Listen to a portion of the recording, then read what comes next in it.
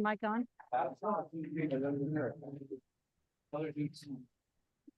Hello? Oh, there we go. Very good. Hi, everybody.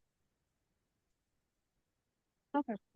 So this is going to be a very interesting, robust discussion. Lots of good information is going to be presented here today.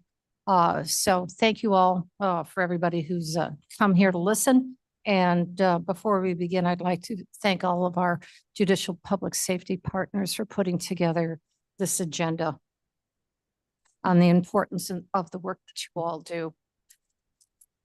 So it is now 1:06. It is Thursday, February 13th, and I'd like to call the committee of the whole to order. Clerk, could you please call the roll? Allen. Arroyo. Alan, Oh, sorry. Alan on the way. Thank you. Bates. Berman. Doherty. Mr. Berman online? I don't see him. Hang on. Let's see. Thank you. Garcia. Garcia here. Ripe. Right here. Thumbs. Thumbs here. Iqbal. Iqbal via remote. Juby. To be here. Caius. He's online. Kai is present by remote, and I apologize. I know this is an important meeting. Thank you. Leonard. Leonard via Zoom. Lewis. Lewis via Zoom and ready to get educated. Linder. Molina. Molina present. Roth. Roth here. Sanchez. Strathman. Strathman here. Sturgis. Surges online. Carver. Pepe. Tepe here. Williams. Williams present remote. Young. Keurig. I'm here. You do not have an in-person quorum. We do not. All righty. So we have Mr. Iqbal, Mr. Caius, Mr. Leonard, Ms. Molina, Ms. Strathman, Mr. Sturgis, Ms. Allen, Mr. Doherty, and Mr. Williams are all coming in remotely. We will be taking obviously no vote. This is informational, so you are all welcome and to participate as well. The only thing, make sure that your phone or your computers are plugged in because it's going to drain your battery. If not, it'll be a nice long meeting. And if Mr. Berman, Mr. Sanchez, Nita's coming in, or Mr. Young come in, no, they are certainly welcome. Let's see, who'd like to do the pledge? Chuck.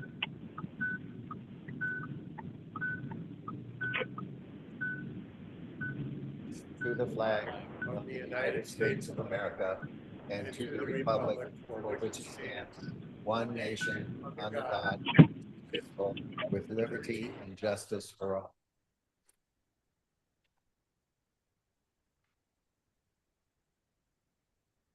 We cannot approve the minutes of December 16th, so we'll go directly on to public comment. I am aware of one speaker who has signed up to speak today. That is Mr. Whittington. Jim, you're Hi. already there. Good afternoon, ladies and gentlemen. 3 minutes, sir. Yeah, I'll make it as quick as possible. I spoke the other day too, and I'm not a lone wolf crying in the wilderness. I'm speaking on behalf of thousands of taxpayers across the county.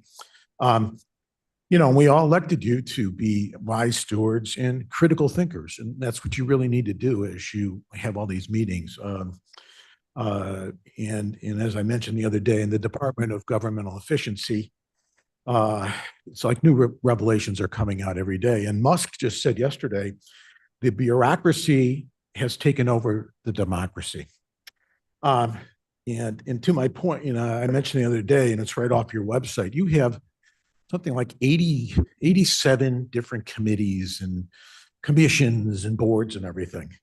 And I heard, you know, board member Ted Panassis, is that correct? Panassis. Just remark as you're coming in, lots of meetings today. Yeah. So my point is that there needs to be, you know, re-engineering and try to pare things down and save the county money. You know, one of the other things I want to point out is, and it was pointed out in the RFK hearings, both Senator Sanders and Senator Warren. You know, it was pointed out by RFK that, you know, they've received lots of donations from Big Pharma. And Madam Chair, you know, it's been widely, you know, talked about that when you first ran in 2020, most of your donations came from unions. And it seemed like, geez, not too long after you got elected, there was a ordinance passed that you'd only be doing business with unions, so no private contractors could bid. So, you know, one of the questions is how much inefficiency has happened? How have costs gone up? Is that one of the reasons why expenses have doubled since you took office? So I think you really need to look at that and maybe reverse that ordinance, okay? So the other thing is, I heard other speakers talk about proposed, you know, the proposed tax and paying our fair share. And I pointed out for those who weren't here that just in my 46 years of owning a home here, I easily have paid over $500,000 in taxes. So the question is, you know, what is the fair share? And then, you know, whenever you're trying to sell a new tax hike, you always pick the low hanging fruit. You're trying to sell this one about improving public safety. But then you look about, you aren't enforcing the laws on the books. And some of your leading politicians in the state ran through a no cash bail law.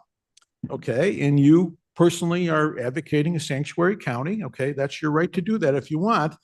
But then we just had a poor mother and son that reportedly were murdered in Geneva a few weeks ago by an illegal alien. So the question is, you know, why aren't you enforcing the public safety now? Okay. And that is not to cast aspersions on all the people here that are public servants. Okay. Does that mean my time's up? 2 times Okay. up, sir. Thank you very much. Have a great day.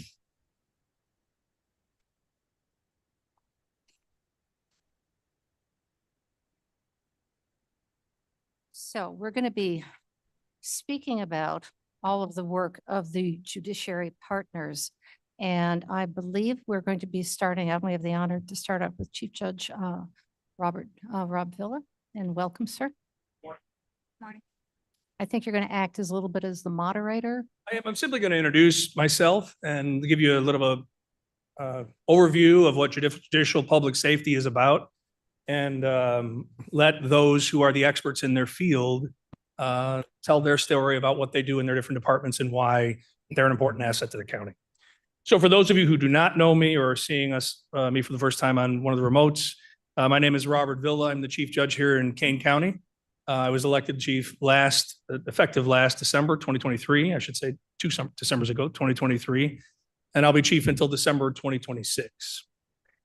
Today, I won't be able to stay throughout the remainder of this meeting because I have to head down to Chicago for the Conference of Chief Judges. We meet once a month in the city of Chicago. And the reason I mention that to you is it's a good way to explain to you why I like to stand here and talk about our justice partners here in Kane County. So if you don't know, the state of Illinois is divided into 25 circuits. We happen to be a single county circuit, Kane County. DuPage County is like that, Lake as well. And there are some other circuits that have 10 or 12 counties in them. So there's 24 circuits outside of Cook County, and then the state of Cook County has its own. And they have their own issues and their own budgets and things that we don't necessarily concern ourselves with. But the one thing I can tell you over the last year that has been a real source of pride for me, and should be for all of you, is that Kane County is a star in the state of Illinois. It's not an over-exaggeration. I can give you some basic examples. Kane County most recently was selected to host a symposium statewide on juvenile detention issues, which are at the forefront of the governor's office and other offices to determine whether or not we're correctly detaining juveniles. The juveniles that we have in our juvenile detention center are not people who are just bad at school. They've committed serious crimes, murder, attempted murder, things of that nature, but they're still juveniles. Kane County was selected as it's the first time a symposium was hosted in the state of Illinois. We had 2 Supreme Court justices, including our Chief Justice, Justice Tice, come and give speeches to us and all those that assembled from around the state. We wouldn't be selected for such a place if our court services and juvenile departments weren't led by people committed to that program and recognized statewide. With the specialty courts, we're a beacon for the specialty courts around the state. If you don't know what those are, they don't just include drug court, which is financially one of the best things that we do in the state, in our county, because people who we would ordinarily spend maybe $1 million on incarcerating actually do three things. One, they pay for their own way. Two, they end up getting employed. And three, they loosen the bonds of drug addiction, which helps them make positive attributes to our society and help become good Kane County citizens. The Veterans Court, for those people who have been in service to our country and suffer through different PTSD and other issues, even drug addiction, that requires a different emphasis when they find themselves in the court system. So we have the DUI court, which is another one that AOIC has chosen us to be one of the leaders on. We could have as many 60 participants soon based on grants from AOIC. And when I say we're a star, those specialty courts are things that are paid in large part by the state of Illinois through the Administrative Office of Illinois Courts and reimbursed because we do so well at it. We were one of the first in the area to have a courthouse dog, if you guys remembered Forrest. We'll be applying for that soon. Now, 4 counties in the area have it after seeing the benefit that it brings to those that are in not only the specialty courts, but in juvenile and just children testifying in different types of cases, whether they be family or criminal, to the advantages of having that. That's now found its way through many areas in the northern part of the state. When the Safety Act came along, whether you like it or not, it came along. Kane County had to be chose to be leaders on it. My former predecessor, Judge Hall, was selected to be part of a task force for the Conference of Chief Judges. And he and Judge Yetter, who's going to present to this board in a couple months, were leaders in distributing a manual for how we were going to do that.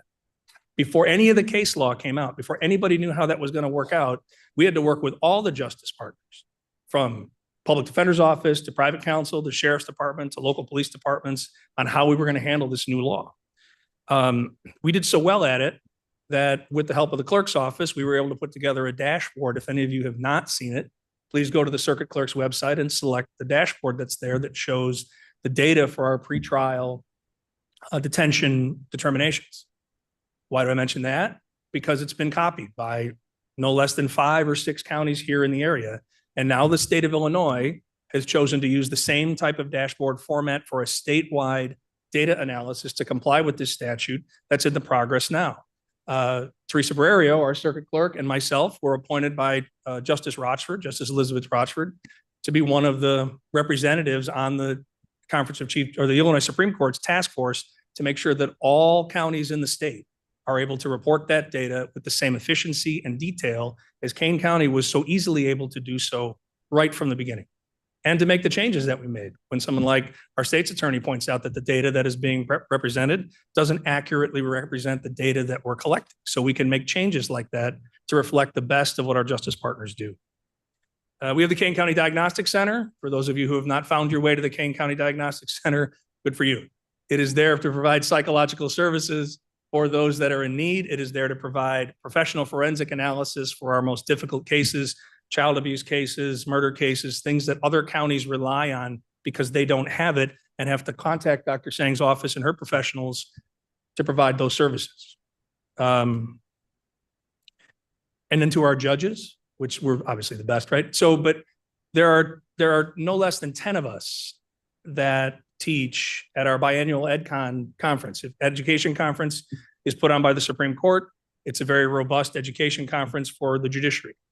50% of the judiciary goes in February, and the rest of the additional 50% go in April. And they assemble in a hotel and a conference room, and we teach ourselves. And amongst those teachers, we have myself, Judges Johnson, Karianis, Flood, Cruz, Dr. Sang teaches. Judge Hull taught last year. Probably someone will have to replace him for the Safety Act presentation he made. Judge Parga, Judge Sarang. Judge Sarang put on the first historical analysis of how the law generated back in the early 1900s, generated changes in the way that we handled Asian immigrants who had name changes it was very fascinating. It seemed like a nuanced thing that we were going to talk about, had huge wide-ranging implications and could be presented at someplace larger than just the state of Illinois as a result of the feedback we got. And then even our law librarian, Callie Eckert, teaches about self-represented litigants. So the 16th Circuit has judges and it has our Kane County Diagnostic Center, but we can't do it. We sit and receive what comes into us. As I like to tell people, As a judge, these are not our cases. These are your cases. We're here to solve the disputes and resolve things that are brought in front of us. Those that keep us safe and bring those cases to us are the state's attorney's office, the public defender's office, who's the only constitutionally mandated lawyer if you read the Bill of Rights, our sheriff's department, court security, who provides security to the public that comes in, adult court services, who sees all these individuals after they are sentenced and when they're on probation. I know that there's a large portion of the population that doesn't really understand what happens when people get put on probation after their post-sentence. I know many would think that we could fly a personal drone around and make sure somebody doesn't commit a crime or access their computer at 24 hours a day. That's not realistic. It's not what we do. But those in the adult court services and probation who provide that type of opportunity for us to monitor and make sure that people who are on probation do their obligations and comply is essential to us, making sure that we don't have recidivism.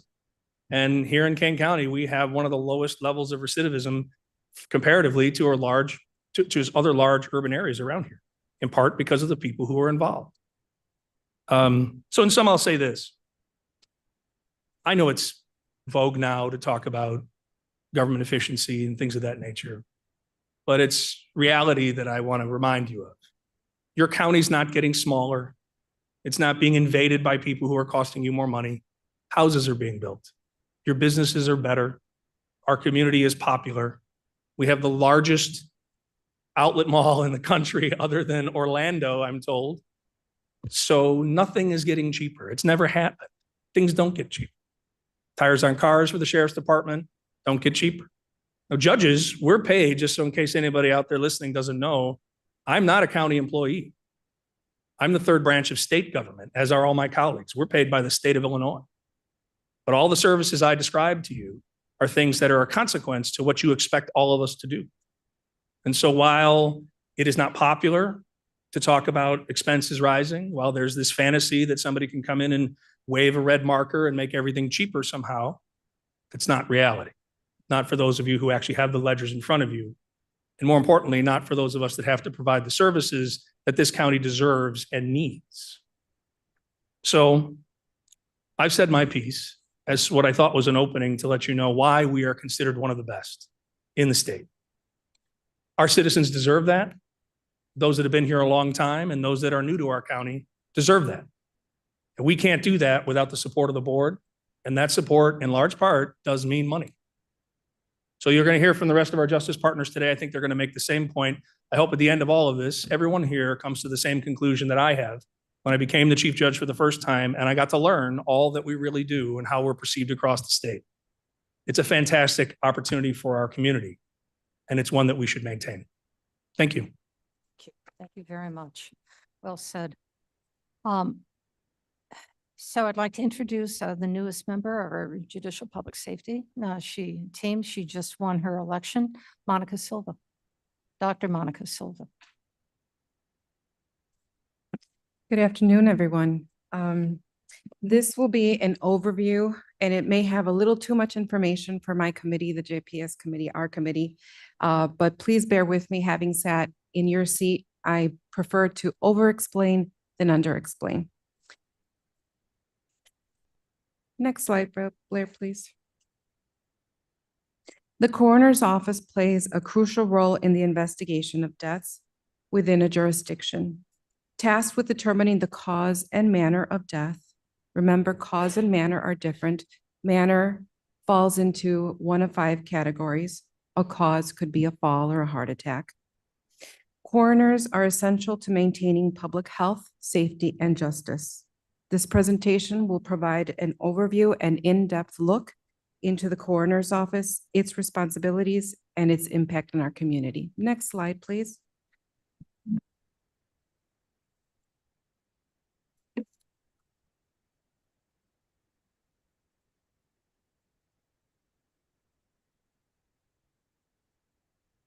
It's okay. I just don't want to lose my place. Is that the right place for you? No, one more slide, please. Thank you. One of my primary responsibilities as a coroner is to investigate and determine the cause and manner of death, as I just stated. This involves examining the circumstances surrounding the cases that are sudden, unexpected, and involve violence. We must be able to determine whether the death was due to an accident, a suicide, a homicide, if it's a natural death from, let's say, a chronic illness, or an undetermined death. We try not to have too many undetermined because at the end of the day, that's our job.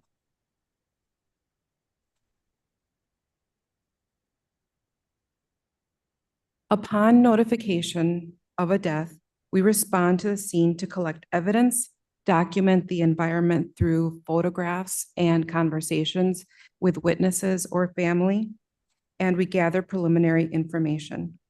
This initial response is critical to preserving the integrity of the investigation. The chain of custody of the location or the scene belongs to the sheriff. I am the chain of custody for the lifeless body, a lifeless person.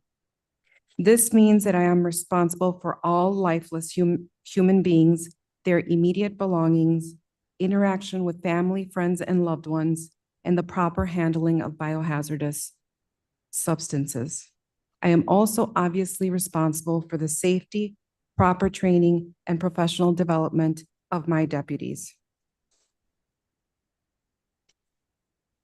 As you can see, we will remove a lifeless body to the coroner's office or permit the release of a body from a hospital to a licensed funeral home or cremation service only after we have ruled out a suspicious death. We are highly qualified, highly trained professionals who work under vast circumstances to do our job.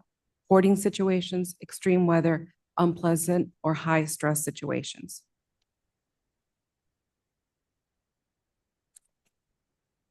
Our backgrounds include medicine, law, fire science, funeral science, and we also have a couple of veterans on staff. Next slide, please. My staff falls into these areas of professional background. You said majority women. I just wanted to clarify. Oh, the majority of my staff is women. Okay, not the dead people.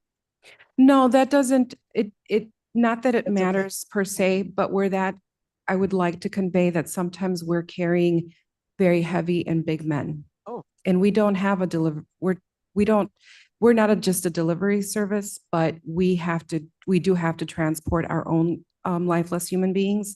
So 2 average sized women might have to carry upwards of a 350-pound, 6'3", 4, 5, human beings come in all sizes. Thank you for asking. Thank you.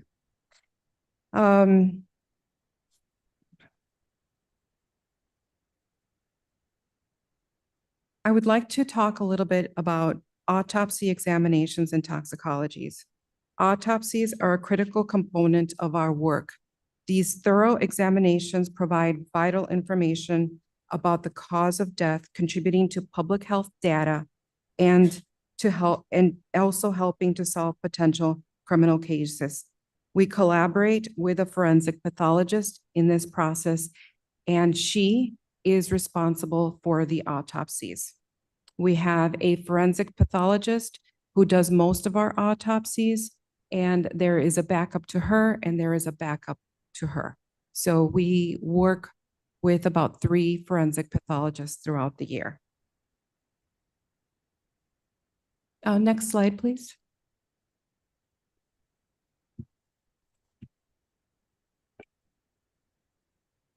Next slide, please.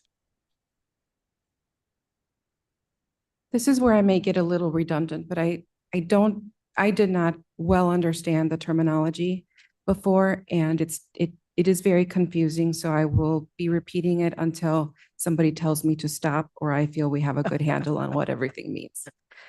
We have 3 categories of cases at the coroner's office. The first is return to medical. The second is a sign out category, and the third is a sign out unnatural category. Next slide, please. This is what a return to medical category consists of. I will continue to use the words after thorough investigation because everything gets thoroughly investigated.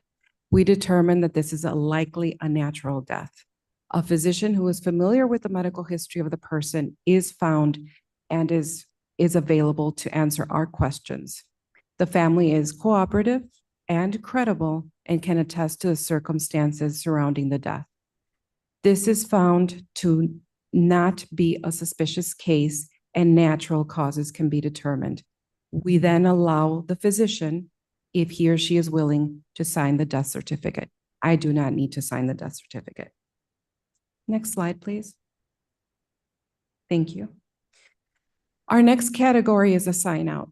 So in the course of the thorough investigation, we find that no physician is available or is willing to attribute the death to anything he or she clinically managed. Maybe the last time he saw the patient, it was for a sprained ankle, but this time around, the patient has had a fall. He cannot attest to why this person died, so he or she will not sign the death certificate, nor do we want him or her to. We need to conduct the investigation. So we review medical records, we conduct interviews, toxicology is often involved, and sometimes an autopsy is required. I consider this to be a moderate to high level of decision-making, and it's necessary to carefully and accurately determine when an autopsy is not necessary. Otherwise, the alternative is to perform an autopsy because you'd rather be safe. You'd never want to miss anything. Next slide, please. Thank you. The last category is a sign out unnatural. So this would fall into the category of an accident, homicide, suicide, or sudden death. Here is where we deal with a very suspicious death. A physician should not sign. Sometimes if we don't do a thorough when we do our thorough investigation, we realize that the physician did sign the death certificate, but he or she should not have, like in the case of an overdose death. Then we pull that and we change the paperwork and deal with it accordingly. But a physician should not sign the death certificate. This implies review of medical records. Of course, we conduct interviews, we take photographs of the scene. Toxicology is involved, and an autopsy is very likely, but not necessarily. If this is someone who completed suicide, it is very obvious that this was a suicide that was completed. There's a note, there isn't any other area of concern. We can talk to the family and they give us detailed understanding that they do feel their loved one completed suicide. Then in that case, we wouldn't need to do an autopsy in most cases. Next slide, please. So obviously toxicology is where we take blood, urine, or other samples. I hesitate to get too graphic, but we take samples from the lifeless human being, and we send those samples to NMS in Pennsylvania, which is a very good, very accredited, an accredited lab. And the cost per toxicology, I estimate to be between $250 to $600 per case. In 2024, we spent $134,896 for toxicology. It is important to the resolution and the determination of manner of death in most cases. So the autopsy is the physical examination of a person who is lifeless. You can see that it needs to be a board-certified pathologist and a licensed physician in the state of Illinois who can do this examination. You can read that. I've included a lot of detail because I realize that many of us will go back and read, and I want you to understand. So it might be a little bit of overkill, but I do want you to know that on pretty much what we pay for autopsy is $1,750 per examination, which can take 2 to 3 hours per case for homicide cases. We need to be very careful not to miss something. And of course, it's not just the 2 or 3 hours of the actual examination where the pathologist is in our office or morgue. Remember, he or she does need to review all of the records, review toxicology, and then needs to generate an official legal report. In 2024, the total spent for autopsies was $460,650. Question Yeah, conducted by. the autopsy is only conducted by a licensed medical physician who is a trained forensic pathologist. So we don't conduct the autopsies now. Where I find that it's, as I've shared with some of you, I have immersed myself by going to some of the scenes and then following the case through the autopsy and the closure of the case once we generate a death certificate. So that I'm able to fill in for the doctor who's performing the autopsy details of what is going on. And I think that's been very valuable. And then finally, I have a question. Hi, Questions? yeah. Can I interrupt, please? Go ahead. For the sake of the topic today, are those costs going up? Do you know, those fees for the toxicology and the autopsy? yes, Do you so know the everything is trajectory? obviously everything is going up, and those prices were just raised recently. So they set their own prices. The doctors set their own prices. So yes, they can raise it at any time, but they were raised to $1,750 recently. Could we maybe get some more data on that? Like every year what's happened? I'm picturing this. Absolutely. I can tell you, I can get you that data. But I can also tell you that in doing my research, 2017 is a pre-COVID date. And I compared it to 2024, which is far enough removed from the pandemic. And we have a significant number of increased deaths from 2017 to 2024. And I can get you that data. Thank you. You're very welcome. Commissioner?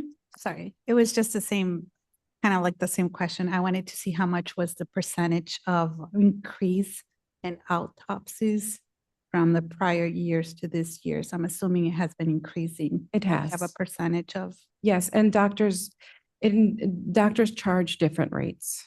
So we can give you the information, like let's say what we spent in 2017, if that's a year you're comfortable with, to what was spent in 2024, to what trajectory we're on already in the first 2 months of 2025. I'd be happy to. And how many people, how many autopsies were there? In last month, we completed 30 autopsies, 14 necessitated an autopsy, 16 did not. There's more information about the amount of savings that we had by not performing the autopsy in my report for judicial and public safety from this morning. So if you'd like to look at that, we have more detailed information. In the interest of time, I didn't include most of that, but we're reviewing those figures now. So we do have that data. And this is why I also stress thorough investigation, because the more thorough our investigation is, the more we apply our knowledge and our backgrounds, we can be more confident in those cases where we do not perform an autopsy.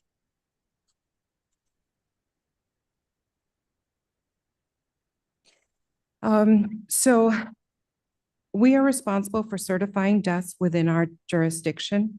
This involves signing death certificates, which are legal documents necessary for various administrative processes, from selling estates to public health reporting. You've heard me, thank you.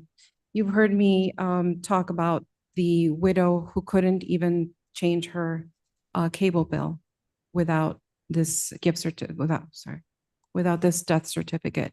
So it has many implications for the lives of our residents. Next slide, please. Right.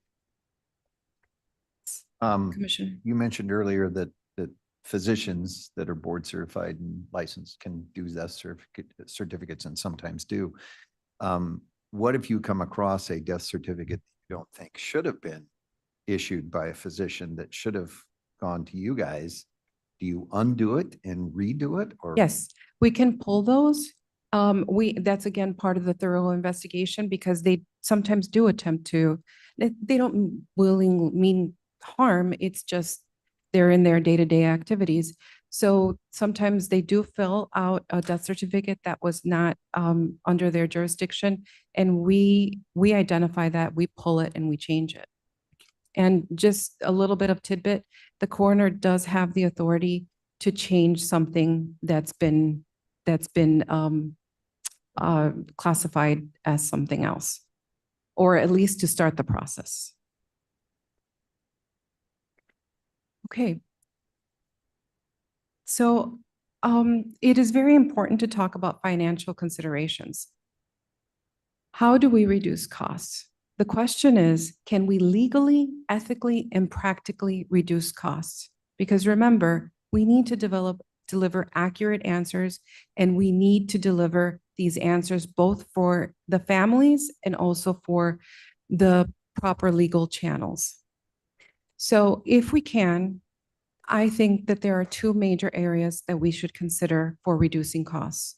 One is toxicology. Again, as a reminder, this is what we spent in 2024, and also in autopsies. Again, this is a reminder of what we spent in 2024.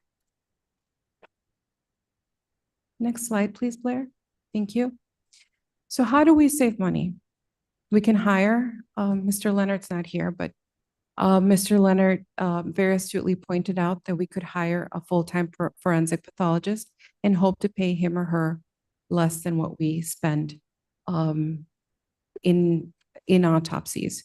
Also keeping in mind that we would have to pay benefits, but at the same time, keeping in mind that these autopsies probably will increase in cost, and maybe we can contain that salary a little bit.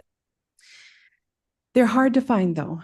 This is a very specialized field. It's a long time to go to school. So remember, we're also paying for the times and energy and years and money that this person invested in their medical education. The other thing that I think we can do, and that I feel very strongly about, is to use the medical facts to ensure judicious determination of what cases necessitate autopsies without jeopardizing the pursuit of justice.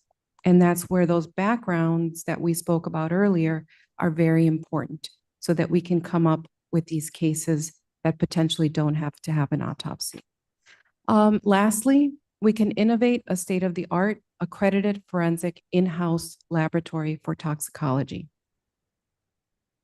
And that would be an investment that is in a front-end investment that could potentially save us a lot of money. Madam Chair. Yes, Mr. Gripe. Yes. And Dr. Silva, you and I have chatted about this very thing together.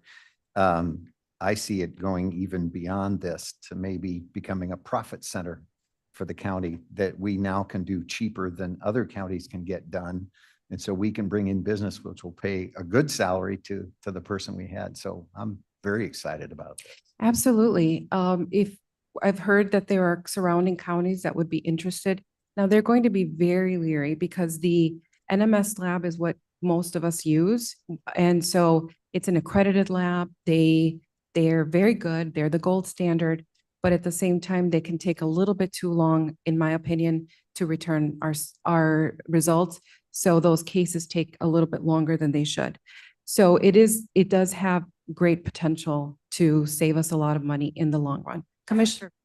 Yes. Dr. Silva, Madam Coroner,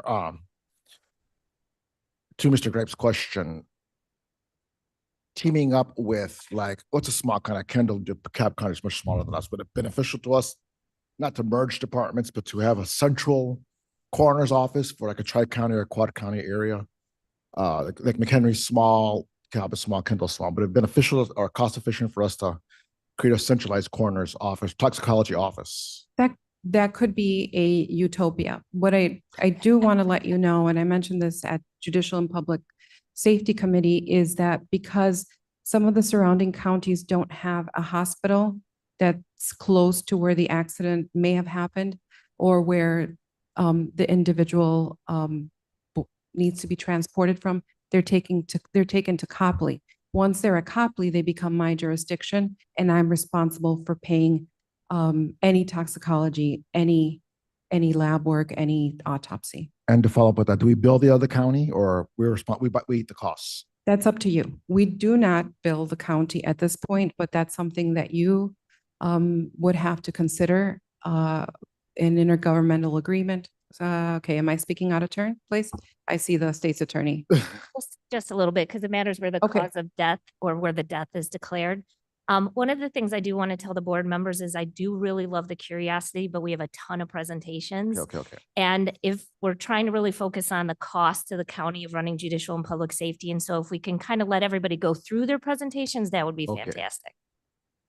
Thank you, State's Attorney. The questions, well said. The questions and your report is quite engaging. Yeah, very much so. If you could write them down and for everybody, and then we can, for the rest of the presentations as well, take notes. And then we can address those as we go through this, because the budgeting process is going to be a robust one, whether or not a referendum passes. Please go ahead. Next slide, please. Implications of what we do. Remember, there's a number of cold cases in Kane County, and this essentially means that the person who committed the homicide got away with it. So I would love to devote resources to and staff time to be able to, at the same time, pursue our cases, but also start looking at some of these cold cases, because again, Kane County residents deserve to be and feel safe. And I look forward to devote more staff time to the resolution of cold cases, especially those that involve loss of life for a child, because they are out there. Finally, we have many public health considerations. Next slide, please.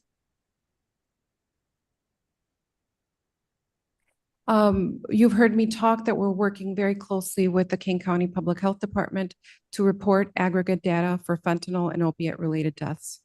The constituency wants to know what we're doing about fentanyl, and this is something that I have already heard feedback from Kane County Public Health Department employees, staff, that they are really using in developing their protocols. We are ensuring that contributing factors are reported. That's not always the case in every county. Under my jurisdiction, we are reporting contributing factors so that we can then assess that data and report it as a contributing factor to let's say there was an accident, but the accident was not caused by an overdose, but we found cocaine in the body. Well, I'm reporting that as a contributing factor if that is the case. You've heard me talk about veteran suicide death reporting. You have all the numbers from my committee. And we're also very careful to track emerging hazards such as pyro, because pyro was first seen, I believe, in the United States in 2023, and we saw our first case about 3 weeks ago. So there are a lot of public health implications to what we do.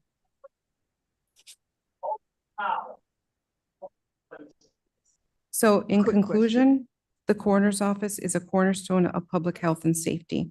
I know this is a more of a financially minded, presentation. So I think I've given you the numbers, the ideas that I have to save money. Last week, a week or two ago, we refrained from running toxicology on an individual that I really did not feel needed it. It was a saving of $696. So I hope to investigate these cases very carefully and along with my team, decide if we have to incur those expenses or not. But always remembering that the most important thing is that we deliver answers to our King County families. Is that it? Thank you very much. Thank you. Well done. Well done. Thank you so much. I think we've agreed to refer. Well, for I questions. actually have one question. I know we're getting through this, but I do have, it's cost. It's about cost. So, Cost, okay. as long as we stay focused on the cost part, I think that's the goal here.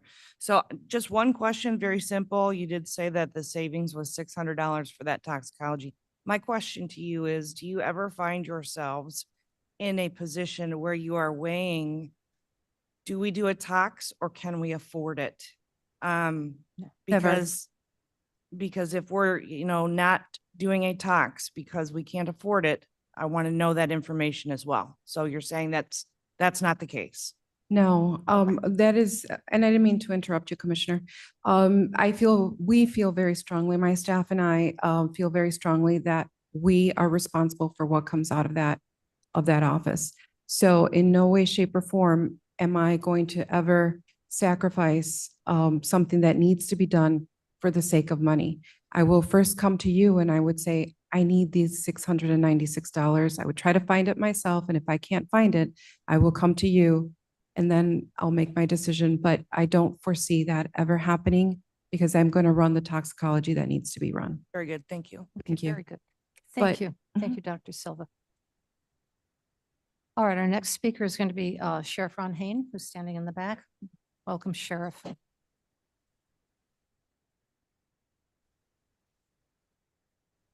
Afternoon, everybody. We can't forget Under Sheriff Amy Johnson either, who's stepping up here with me. Welcome, Under Thank you. Sheriff. So I just one point I want to make. We've worked for about 2 years now on the new Kane County Toxicology and Forensics Lab, which is standing up. We're going into construction. It is not a mandate, but the State's Attorney's Office, Coroner's Office, and Sheriff's Office have been funding it through our opioid settlement funds. So we're not really worried about that when it comes to the general fund. We're steadfastly focused on making it happen through that way. So at the Sheriff's Office, just a reminder, we have 3 different divisions that are mandated by state law. So we have public safety. I'm the purveyor of public safety for the entire county. It doesn't specify incorporated or unincorporated. It just says you're the sheriff for the county of all. So I have to oversee all of county public safety. We have to provide court security. That's one of our divisions to all 6 courthouses across Kane County. We have to provide, most importantly and most costly, a jail for the entire county. So we've talked a lot over the years about all the different things that we do for our jail, the innovative programs that we put in place that have reduced recidivism, that have reduced our jail population by almost half since the day I took office. So when I took office, it was 550 average population in 2019. We got it down in 2024 before the Pretrial Fairness Act. Our lowest was 221 in custody, which was outstanding. So think of those savings. $75 a day to $100 a day per person, depending upon their needs. And we brought that all the way down, along with bringing up our electronic monitoring program, which I'll talk a little bit more on in the upcoming graph here. But I want to point out what the Pretrial Fairness Act has done for us, or actually not done for us. The point was to keep people out of the criminal justice system, keep them out of jail. All it's done is put more people back in jail. You see the numbers from 2024 back to 2025. We're now averaging about 330, 340 a day in our population, which is incredibly unfortunate. And it's all, again, created by the parameters of the Pretrial Fairness Act. And again, multiply that by 75 a person. And that's just a quick look at Loyola University study that we partnered with, along with a couple other counties. You see the gigantic jump since the Pretrial Fairness Act of monthly admissions into our county jail. You see the rapid decline over time since 2018, and then boom, here comes the PFA. And you see that gigantic jump there. And what does that cost us? So we see the expenses of the average population throughout the last 3 years and what we're trending at now with an average of 340 per day. And we expect that to at least stay the same, if not increase through the end of the year. So we're looking at about 2.5 million in increase just in incarceration costs. And there's really nothing that we can do about that. We have all of our great diversion and reentry programs, but at the end of the day, the PFA wraps certain conditions around people. The judges have to put certain conditions around people. And if they violate those conditions, they come right back into custody. And we have very little time under the PFA while they're in custody to really get our hooks into them, to go through our programming, to go through our reentry process. It's just a constant revolving door now of people in custody for 7 or less days. as they're, getting picked up for not going to court because they don't understand the new system, for violating their pretrial conditions because they didn't completely understand their pretrial conditions in many cases, and they come right back through us and then right back out. So I used to keep great recidivism stats, and now that's completely blown out of the water. Like I can't even wrap my head around how to track recidivism in Kane County. We went from average of 46% early in my first term to all the way down to 18% in 23 and early 24. And now it's just, like I said, a revolving door of people coming in and out of our jail that have been with us within the last 3 to 6 months before that. Of course, we forecasted that electronic monitoring would increase. The sheriff's office took over electronic monitoring. For those that aren't aware, I should say we restarted it after the county defunded it under court services in 2018. So of course, when you take away electronic monitoring, where do all those people have to go? Back to the jail. And again, $75 to $100 a day per person while they're in the jail versus $5 to $10 a day on electronic monitoring. What do you like as taxpayers? I think most people like for the nonviolent offenders to have people on electronic monitoring. And we imposed fees to be on electronic monitoring in the early part of the program. But now under the PFA, we're seeing a lot more people going on electronic monitoring, but judges have the ability to waive that, or most are encouraged, it seems, to waive the fees for electronic monitoring. So we're incurring those costs as well as we go throughout time, as this population dramatically increases. One thing that people don't think about, all the different things the sheriff's office does when it comes to records keeping. Did you know we run foreclosures for the county? We have to keep all of the arrest reports and records for the county, and we have to keep all of the arrest warrants, not only maintain them, serve them, but also enter them into our computer system for all other police agencies to see. So if somebody comes across somebody who's wanted on a warrant, they can effectively take them into custody. And so we have 1.5 full-time employees that do this job. And you see the average between 2019 and 23 of how many they have to input per day. This is what we're seeing now with all those people that are just simply not going to court or violating their pretrial conditions, 30 to 40 per day. So really, we're going to have to add at least 1, if not 2 more civilian staff members to be able to keep up with this trend if it continues. Another unfunded mandate, which I'm very proud to say the sheriff's office started with body cameras before the Safety Act was even a thing.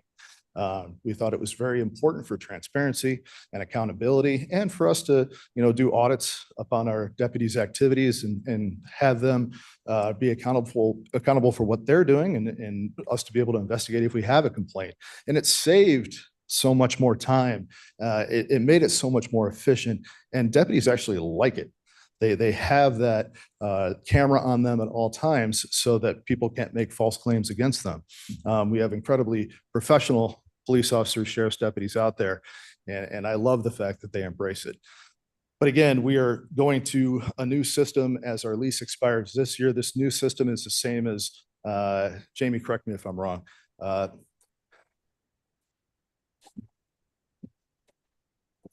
me restart. Jamie, don't talk.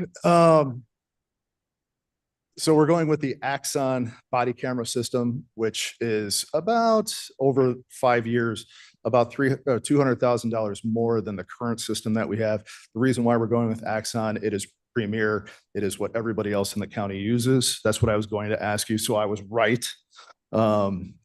If I could just point that out. And it communicates directly with the state's attorney's office, which is so essential for us to be able to share that video data with them. And it makes their time more efficient. And I'm tired of having deputies get their body cameras knocked off of their uniform every time they get into a scuffle. So this camera is great. Just let everybody know that the film that is collected has to be reviewed by the state's attorney's office. People may not know that. Oh, certainly. Jamie, are you going to cover that? Because so the only reason why I asked that is she knows the numbers better, how much time it actually takes for her staff and how much money that costs for her staff to actually go through that. Because I really don't care about the state's attorney's office. So anyways, when it comes, she missed it. So of course, we're also mandated to do certain types of training throughout the year to meet the Safety Act requirements. What we've done is taken, and we had this in place again before the Safety Act, but we made this a full-time job for 2 sworn deputies, 1 sergeant and 1 deputy. And we have 2 contract employees, which has really helped us in savings to use contract employees. These are retired law enforcement personnel that will come in and support our training. They'll do our body camera audits for us. And this increase in mandated training is going to cost us about $300,000 annually, just in salaries and again, paying those contract employees to get the job done for us. But that's been a great experience for us is using those contractors to kind of subvert all the other salaries and benefit costs at the sheriff's office so far.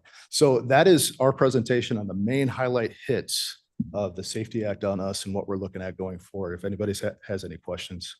I for us. do. The 1 to 2 people that you're going to potentially hire for the reporting, is that going to be civilians or is that going to be deputies? That'll be civilians. Civilians, okay. That's what I thought. And so you're looking at maybe 150,000 all in, give or take? All in, that would come to, less than 150. I'd say about 120 with salaries and benefit. Okay, okay, thank you. Ms. Gomes. Thanks. Just a quick comment on those data entries. I mean, for years, I entered those warrants and it's not like something that you can just do. It's thoughtful. If you screw it up, everything's screwed up. So A lot of legal liability there. too. yeah, for sure. So, and they never stop. They never stop, just like the mail. Bates, this is a short question. I hope it doesn't have a long answer. And maybe you've already tried to answer it, but my take on the Safety Act was that without the cash bail, people would not be stuck in jail for a long time for what would be considered a minor offense. What went wrong? So making non-detainable offenses, basically dictating what judges can and cannot decide, is hurtful. Having those pretrial release conditions that people violate and don't quite understand, Okay. in some cases, All right. is wrong. that's good. And I talked about this in judicial and public safety this morning. I know you weren't there, Mavis. I appreciate the question. But if judges had more autonomy overall in making these decisions when it comes to the charge at the time, their criminal history, and the issues at hand, and they could decide whether this person needs to be remanded or Flip-flop. released. Yes, it needs a whole flip-flop. So I'm really looking forward to State's Attorney Mosser getting back with our legislature to get the rest of it fixed. Okay, thank you. All right. Thank you, Ron. Thank you. Thank you, Amy. You held them up well.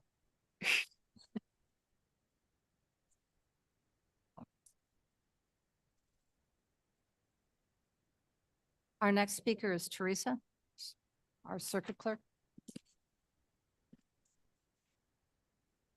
You have to put this down for us short people. Good afternoon, everyone. My presentation's kind of long, so I'm going to jump through a lot of it. But the main thing is that you all have it in front of you so you can review it at another time. Okay, let me see if I can get this straight.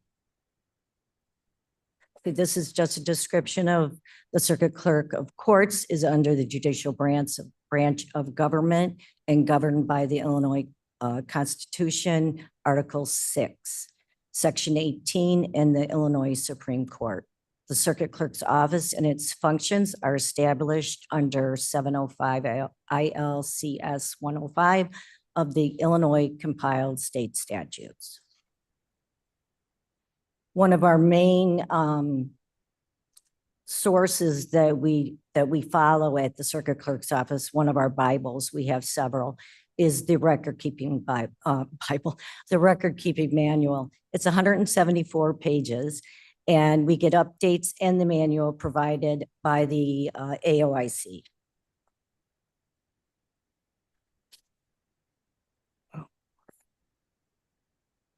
Okay, so what does a clerk do?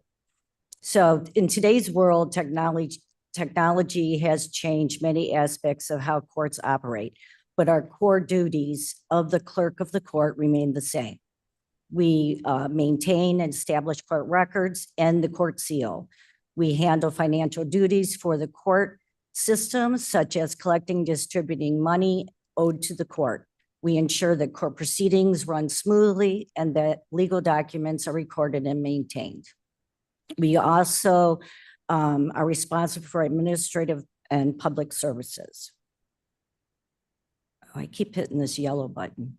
What does the yellow button do? I don't know. Okay, so here is all of our locations. There's 32 courtrooms, and we have 4 locations that we handle remotely. Out of those 32 courtrooms, they're staffed by 40 of a 51 court and office staff. Something to keep in mind. We also have a labor contract. So most of our, in fact, that 51 staff that you just saw is mostly union, well, they're all union contract employees, along with our records department, they're union contract employees. So clerks support the judiciary by managing information, documents in courtrooms, monitoring Zoom, entering orders, processing payments, and securely handling evidence. In one court call, one clerk could utilize 9 different technology platforms. So I'm always talking about technology in our JPS meetings, how important it is to keep up with technology. And we try to do that. Just to give you a little idea of what types of cases come before the courts in 16th Judicial, like any other courthouse. We include traffic, criminal, divorce, small claims, probate, adoption, family, juvenile, protection orders, chancery, miscellaneous remedies, DUI, tax and law, and wills. There's also an appeal process, and every case that's appealed has to be copied and scanned, and all their exhibits copied and scanned and sent to electronically to the appellate court. As you can see, the appeals in Kane County have gone up quite a bit since 22. We also call ourselves a call center. We train deputy clerks to assist customers via the phones. One clerk can handle up to 60 calls daily to set court dates. They also respond to 245 phone calls daily. They manage 60 calls daily just for the call center. That's scheduling the court dates. So on average, there's 245 phone calls a day in our office.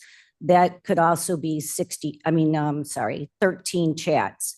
Now, what we do is we don't have people assigned directly just on phones. That has never worked out in the past. So what we do is we assign clerks that are working in the office that day, because our clerks are cross-trained. They go to the courthouses and they also come to the office. Most circuit clerks throughout the state of Illinois have office clerks and court clerks. We do not do that in Kane County because we do not have the staff for that. We are cross-trained. They go back and forth to both locations, and they are assigned approximately 2 hours a day on the phones when they are in the office. So we also handle various record-keeping functions, such as creating new cases within the case management system, entering documents, filed payments, and incoming mail. All documents are submitted for scanning for the electronic record. We also service citizens via phone, chat, email, mail, and in person at our main counter and in satellite offices. We also handle research requests. And as you can see, the research requests have gone up considerably also. This is just a synopsis of the Pretrial Fairness Act that went into effect on September 18th, 2023. We have circuit clerks trained staff for weekly, weekend, and holiday initial appearance court sessions. And that holiday and overtime and weekend is, the old bond call. That's all done at a different pay rate through our labor agreement. As you can see, weekend and holiday coverage has gone up. There's also appeals process. So any person that comes before the court now can appeal their case. And each of these determinations by the judge may now be appealed. That means all their documents, and that again goes through copying, scanning, and sent on. That's additional work in the circuit clerk's office. So the appeal process since 23 to 24, as you can see, has doubled. We also handle all search warrants, the paperwork. So in 2022, the transition began to process electronic search warrants. We received the orders via email from the judge. The documents are file stamped and cases are initiated. And our office, the Kane County officers in Kane County notify us of served search warrants through emails. And then those are downloaded and updated into our case management system. Search warrants, it's kind of gone up and down. As you can see, this is the past 3-year trend. We also have to transfer files out of the county. This would result in a Kane County judge orders something to be sent to another county, or a case is handled in another county. The clerk audits each file, same as an appeal process. And we have to make sure that everything, the exhibits, everything is in order to be mailed. Transfers out of the county have pretty much remained the same for the past 2 years. We also have we have a publication process. In other words, this is state statute, we are required, any publication notice are sent to parties on the case. Some cases could have several parties, some, 1 or 2, but most cases have several parties. Publications have gone up tremendously in the past 3 years. We also do expungement and sealing. This is something that's very dear to my heart and Jamie's. I'm sorry, State's Attorney Jamie Musser. We have conducted expungement events for the past 4 years. We've held 2 a year, and we've seen several of these, as you can see in the next slide, they've gone down considerably for 2024. And I think that's because we have been doing this for the past 4 years, actually. This is only a 2-year snapshot, but we're very proud of that. We handle these events in Elgin and Aurora. And now there's a lot of state statutes coming forward that are requesting that expungement be an automatic. These are not, they haven't gone through legislation yet completely, but this is something to keep in mind. If these do pass, then we will need another clerk to handle this, because currently my clerk that handles this also has 3 other hats on her head. This is a copy of our organizational chart. We also have non-union staff. We have about 27 non-union chiefs, managers, supervisors, and support staff. They serve as essential pillars of the circuit clerk's office. We do a lot of reporting for the state of Illinois. This is all under legislation. This is all requirements. We can't just say, no, we're not going to get this done, because we have to get it done. It also helps in the funding that comes through the state of Illinois for Kane County.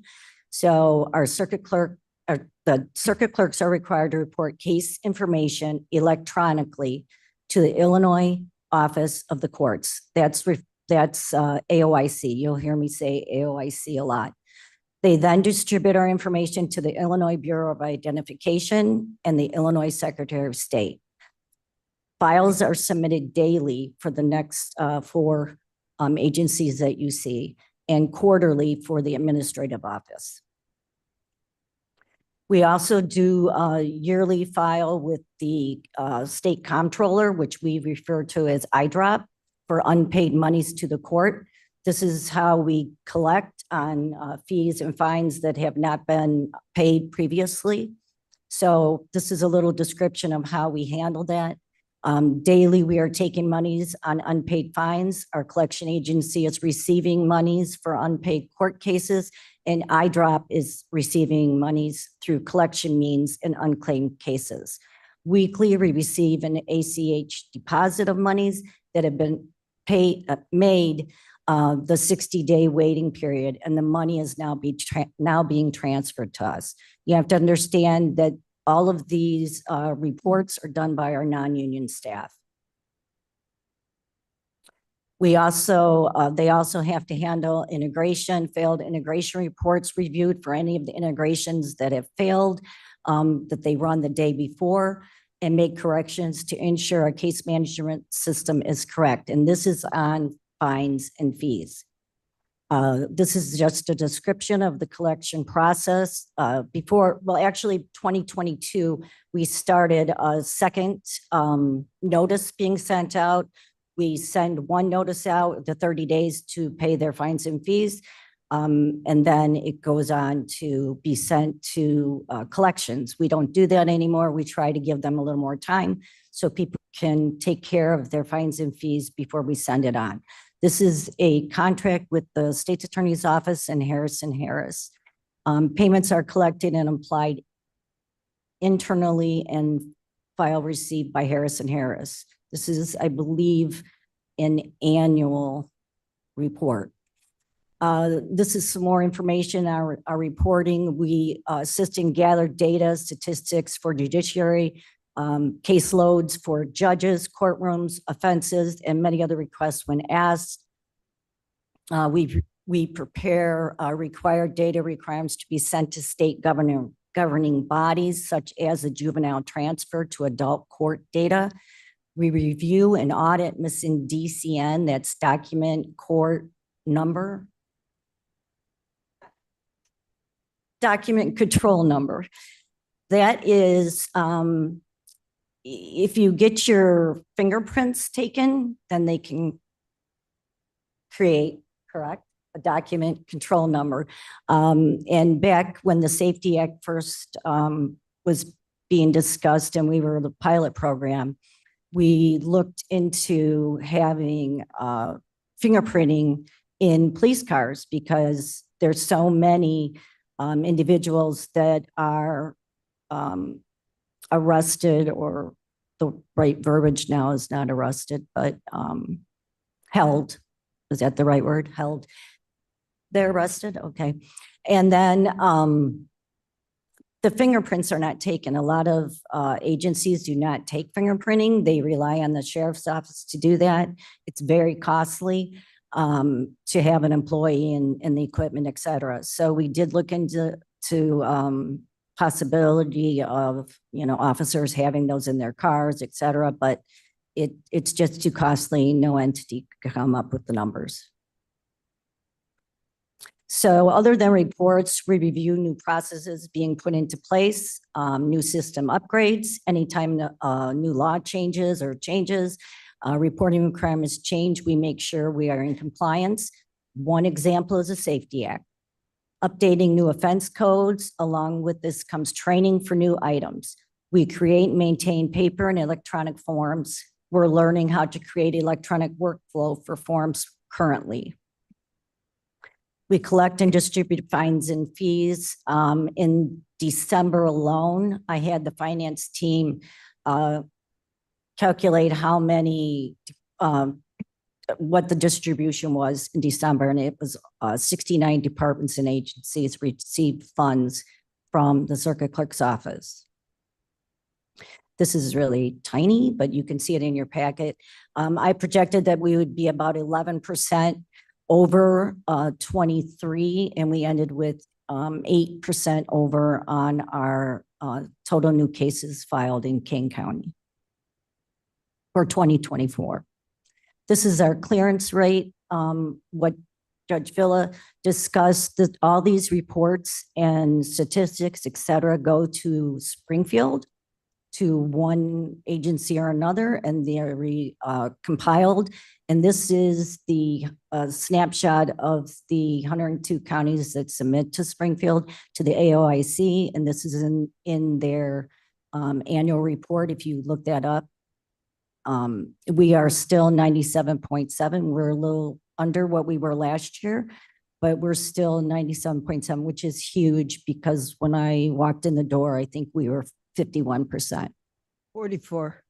44, thank you. This is our budget. We've been running a lot lower than we thought we would be as far as actual expenditures, but a lot of that is due to low staff numbers and not having positions filled. But the budgeted expenditures, the reason it's so high is because of cost has gone up, equipment, computers, technology, all of this costs money. Our main component, I guess you'd say, out of the general fund is our salaries.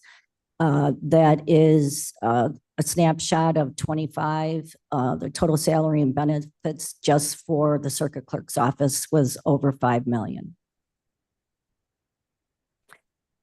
This is a shot at our workforce from 2018. In 2018, they had 126 employees. In last year, we ended with, we're budgeted 109. I think we never went over 100 because we have so many that we haven't been able to fill. And that's due to starting salary amounts. If you take a look, the 2 years in there, 23 to 24, 9 of those positions to 120 were Safety Act positions. In 24, 3 of those were Safety Act positions. We moved those to our special funds and we kept them in our budget, and we still are budgeted 109. One day we will actually be fully staffed. So the critical need and our staffing needs, all this that I discussed is being done by about a third of what other counties do. So it's kind of, it's good and it's not good. You can only work people so hard, correct? So the 16th Judicial Court cannot operate without the circuit clerk's office. We must be present in all 32 courtrooms. We process all the documents that come through that all of my partners here will be discussing. We train and assist judges, local prosecutors on using applications and software. We conduct analysis for the state of Illinois. I've discussed the reporting processes on statistics. The pretrial first appearance court bond call, they've increased order of protection with the new courtroom. Appeals have increased. And there's always questions on why can't, what's going on with revenue? Well, there's a lot of court fees that are waived, and that's per Illinois statute. The sheriff mentioned that a little bit, and I normally talk about it in my budget presentation. Actual revenue is down. Actual revenue generated is down. Before 2020, the daily amount was over $50,000 we collect daily throughout Kane County. We are barely collecting $25,000 daily. It just never bounced back. A lot of legislation, a lot of people losing jobs. It just never bounced back. We also have to consider remote courts, how great they are and how accessible they are, but it kind of hurts people when they are not in person to pay their debt. And then incident-based practices. All charges are under the highest offense case type. and the fee schedule is only charged once. So the fee breakdown statute changes with less percent going to the circuit clerk. And we have the largest amount possible going to Kane County. Fines and fees schedule changes to 2019, decreasing percent to circuit clerk. In a result, we're the only county office with less revenue generated into our special funds. We have a higher percent going into the general fund than other county offices. This is just a snapshot of how much money we collected for 24 or 21 through 24. And I like to end with the saying that we say continually at the office.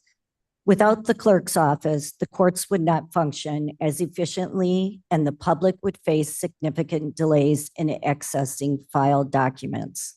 In essence, the clerk is the hub of the 16th Judicial Court. Does anybody have any questions? Any questions? Yes, sir. Mr. Greip. Yes, ma'am. Thank you, Madam Chair. Appreciate all you do. You've got, Thank you. for a person of lower stature than the sheriff, I think you do maybe more work. Who knows? But any rate, Wait, didn't he hear that? yeah, I didn't know. It's not. Good, Amy heard it. Yeah, Okay. Amy did.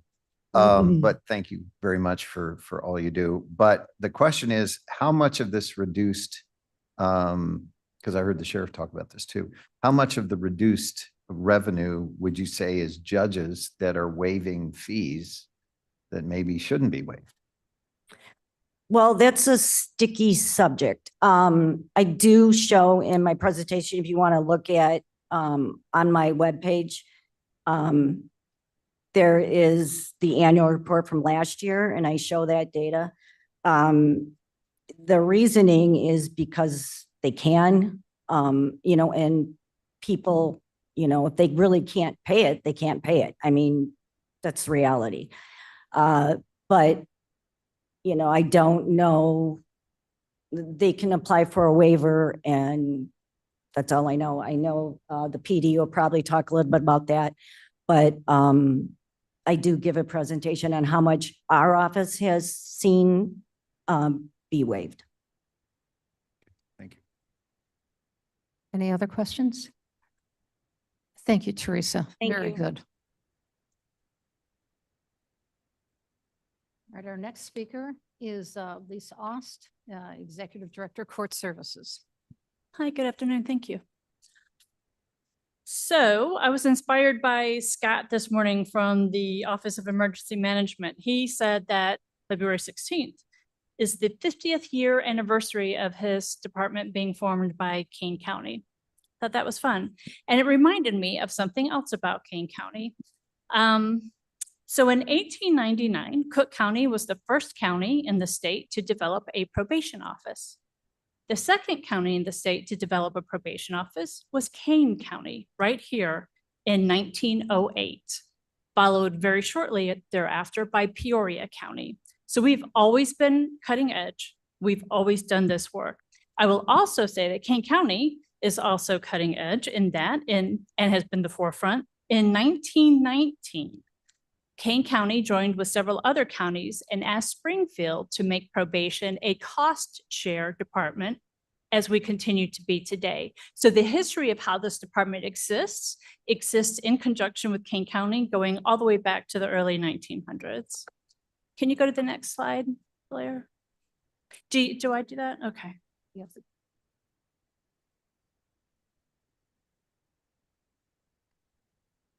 Nope. Other direction. Oh, yay. Okay.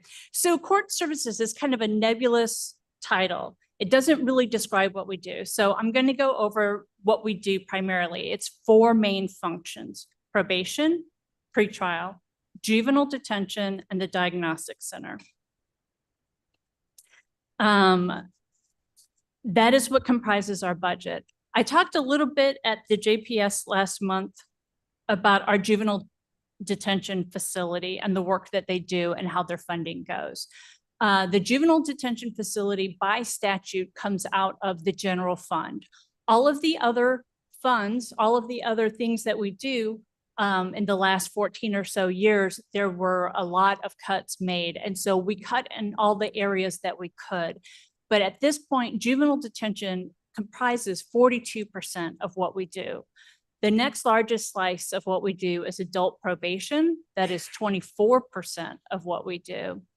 Juvenile probation, which also does juvenile diversions, is only 8% of the budget.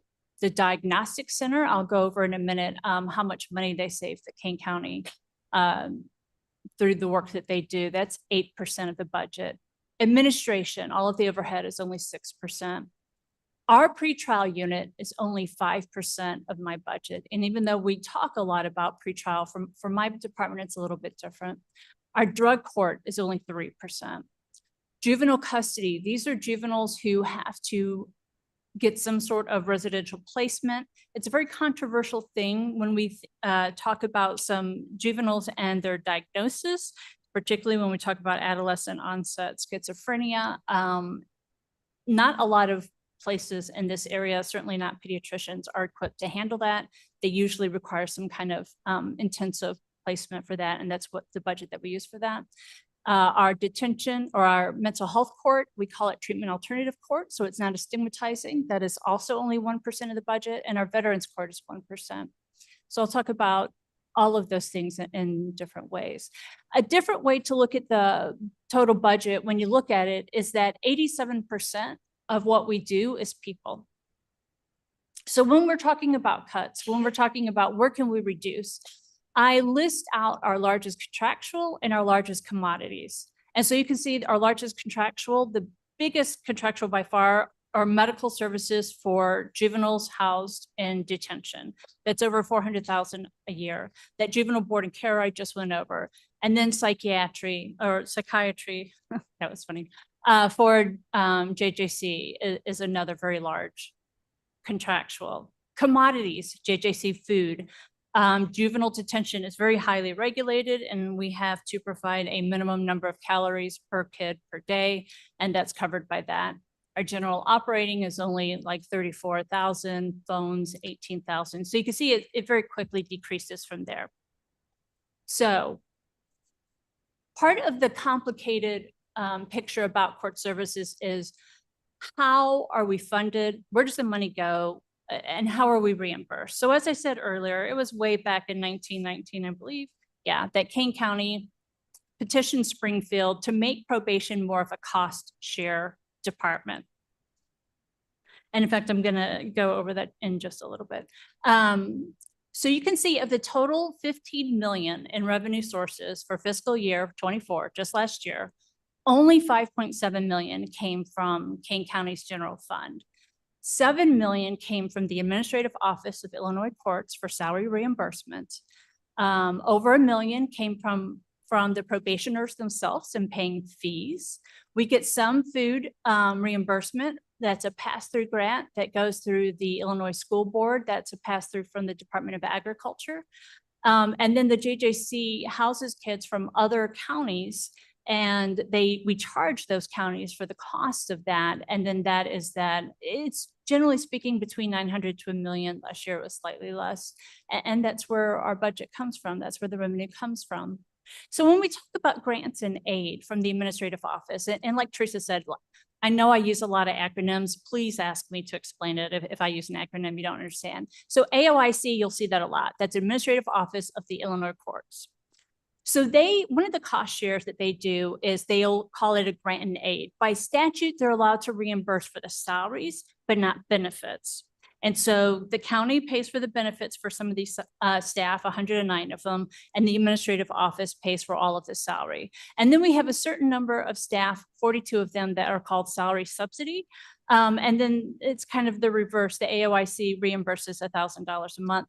That's based off of a really old formula that's in the statutes that could probably use some updating, but that's where that comes from. And by the way, that money is paid directly into Kane County's general fund. There's no special fund for that. That goes back to the general fund. So I want to say a word about probation and who we are. A lot of people get probation and parole mixed up. So Illinois is one of only 9 states in the entire country where probation is different than parole. It's bifurcated. So parole is under the executive branch. It's under Governor Pritzker. So adult corrections, juvenile corrections, they report directly to Governor Pritzker. That's when you've been arrested for some act such as murder, attempted murder, and you go through the whole trial process, you're found guilty, you're sentenced to DOC. That's that branch of government. Before you get there, there's something, right, locally, before you've gone through the court system. If you're arrested and you're an adult, you're held in the King County Jail. If you're arrested, but you're a juvenile or you're under the age of 18, you're held in juvenile detention.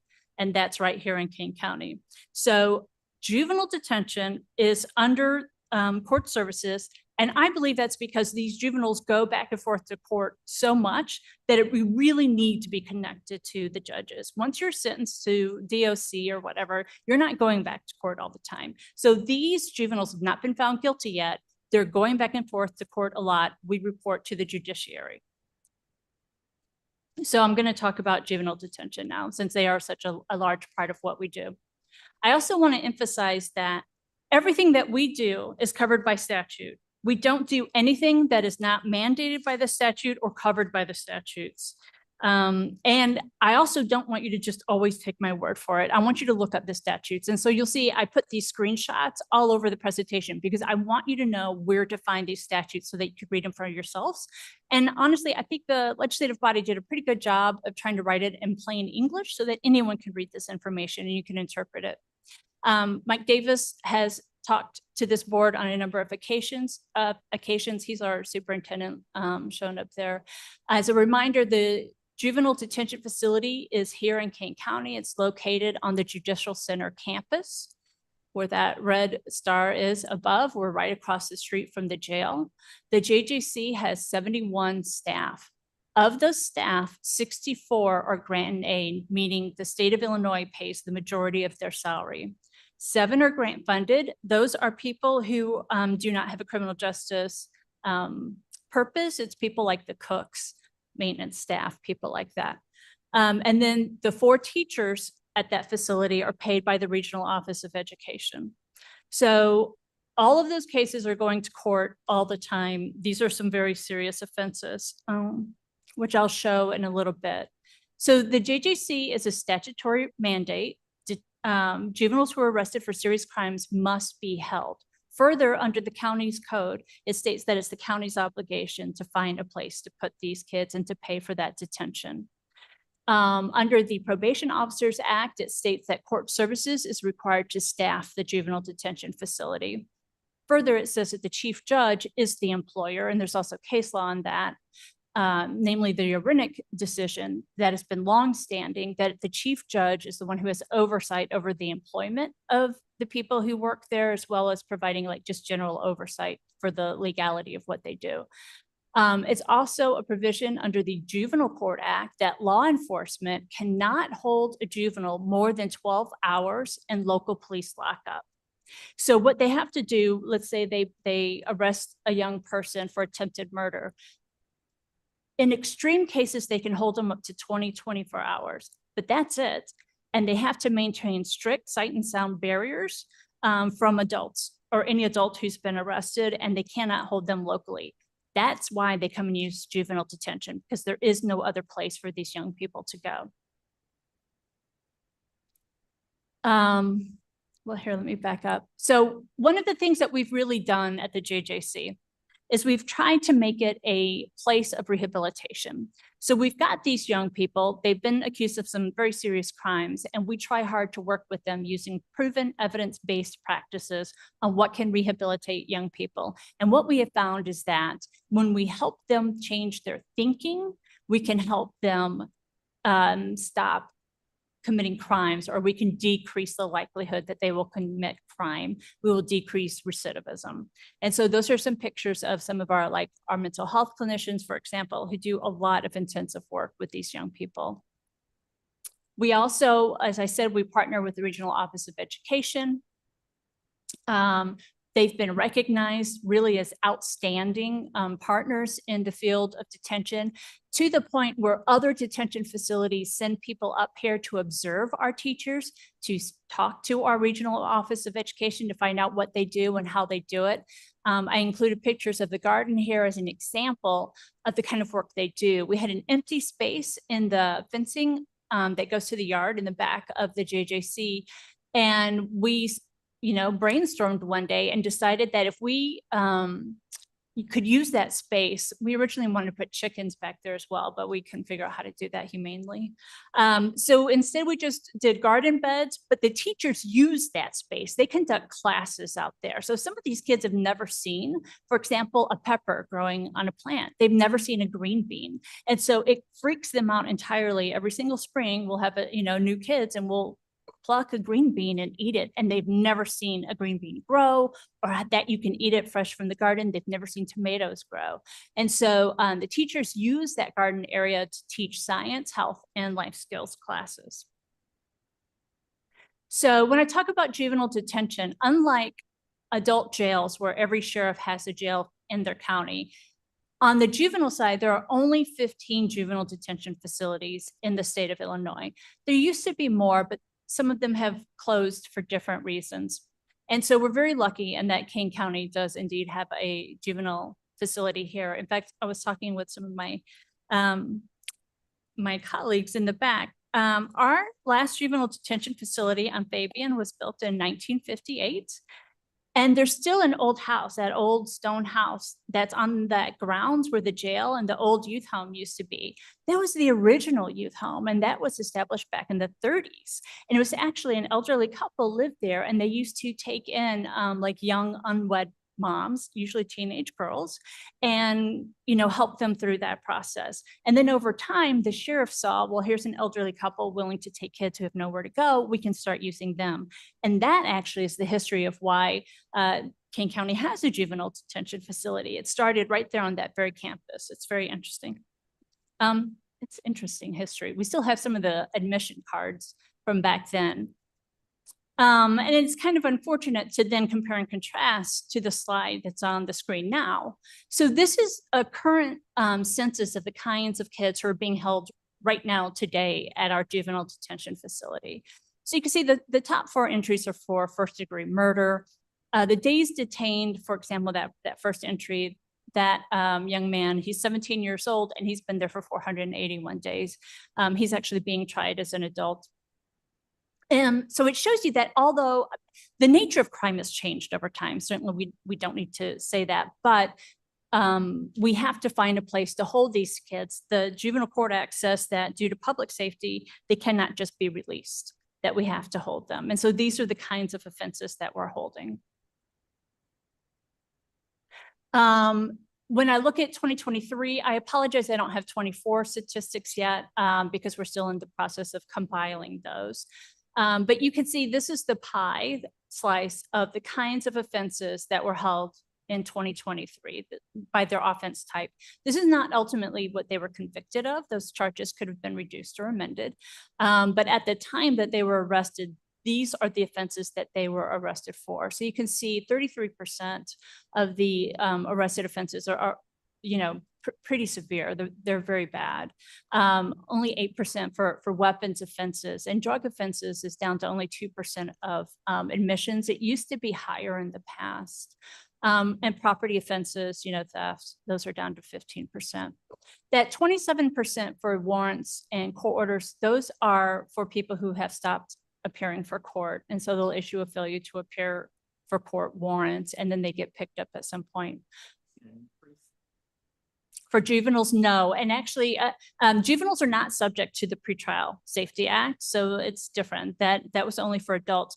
And also, I will say that it was brought to our attention a number of years ago that juveniles had in Kane County, our juvenile failure to appear rate was a bit higher than the surrounding counties. And at that time, we made the decision that probation officers either text or call the juvenile and or their families before every single court date to remind them to come to court. And since we've implemented that, we've really seen that decrease. What's VOP? Violation of probation. Thank you. Thank you. Yeah, see, that's one of those acronyms. That was one Forgot of those what's in there. acronyms. Okay. The other thing I want you to show is that, so in 2024, That small box at the bottom there, sentences to DOJJ, that's the Department of Juvenile Justice. So those are kids who've been found guilty of something and they've been sentenced to incarceration. And so they've moved from our building across the street to the IYC St. Charles building on 38. The juvenile detention facility is very highly regulated. As I said, we have 4 teachers there. They go to school minimally 300 minutes a day. We get individual tutoring for those that we can. The Illinois Department of Juvenile Justice, by statute, has to audit us on an annual basis to make sure that we're within standards, including things like calorie intake, how long are they in the room, how long are they out of the room, large muscle mass, exercise, all that kind of stuff.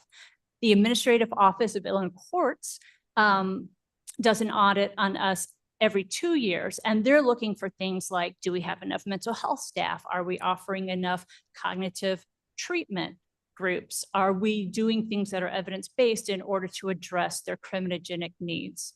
And criminogenic is a fancy word that just means the kinds of things that are leading people to commit crime. The Independent Juvenile Ombudsman, this is a brand new statute that allows someone who actually reports directly to Governor Pritzker to come into any building at any time and interview anyone for any reason. And then she issues a report to Governor Pritzker about what she finds. So yet another layer of oversight. And then there's also recently something enacted called the End Youth Solitary Confinement Act, which is great. There were some facilities that were holding kids in their rooms, for 24 hours, 48 hours. If they had no staff or staff called in sick, they would just keep them in their rooms. This law does not allow that. And for the record, I will say we never did that. We don't do that. But unintended consequence of this law is that it sets a limit of 15 minutes for when a kid can be in their room. So just because they are in a facility doesn't mean they give up fighting. In fact, gang fights are something that we're always struggling with because we take kids from Aurora, Elgin, all over the county. And sometimes they don't like each other a lot. And so they will fight. And it's a lot. Our workers' comp incidents have gone up a bit because we're not allowed to isolate them in the rooms, even when they're bad. And so we have to assign staff to work with them one-on-one to do what we call behavior stabilization. We do a lot of CBT with them, cognitive behavioral interventions and techniques in order to address their thinking behaviors. And so we try really hard to get them to understand that they're having a thinking error right now. And these are some of our staff that do that. And you'll see throughout my presentation, the faces of my staff, and I have some staff sitting here today because it's important to realize like, these aren't just numbers, like these are people. And some of these staff, like poor Mr. Weiser sitting back there, he was in a code breaking up a fight and hurt his shoulder, and he had to be on light duty for a year, but he's a trooper and he's back at it. So, we call them juveniles, but it's important to realize that they're not, all small people. And actually, I didn't go over that picture there on the top right. That is a staff conducting a CBT group. So you can see those were all the residents, all the young people that were on that unit sitting around in a circle, and they're going over some kind of life skill. They're talking about thinking processes. They're talking about whatever they're talking about and really trying to educate them on how to think. And that is what we find over and over with these young people is that literally no one's ever taught them how to think, to slow down their thinking and to be rational. Here's a statistic, or here's a chart that I feel two ways about, to be honest with you. So these are the kinds of mental health and medical interventions or issues that some of our young people had last year. This is why we need a medical contract. This is why we have nurses on staff at the JJC, 14 shifts a week. So sometimes, they do have their sick calls. We have a psychiatric nurse who talks to the kids about the meds they're on and tries to help them through that if they're having issues, whatever. But we also need the nurses for things like the emergency response and care. So it could be two kids getting in a fight, or they're playing basketball and it gets too aggressive and someone gets hurt. But we also have a number of young people who are so emotionally dysregulated that they attempt suicide or other serious self-harm incidents. And it's been so crucial to have that nurse there to respond immediately, to tend to their wounds and, you know, get them to the hospital as quick as possible. So that next column talks about the number of residents on psychotropic medication. On average, it's about 54%.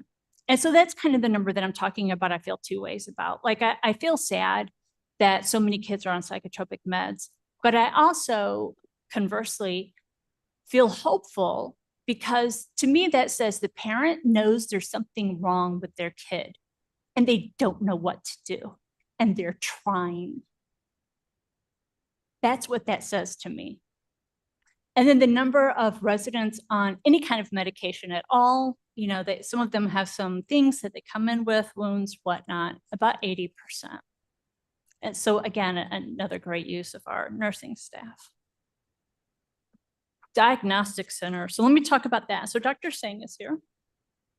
And this is her. So she is the director over the diagnostic center. She has right now 8 forensic psychologists, 1 admin staff, and 1 support staff that greets people at the front windows.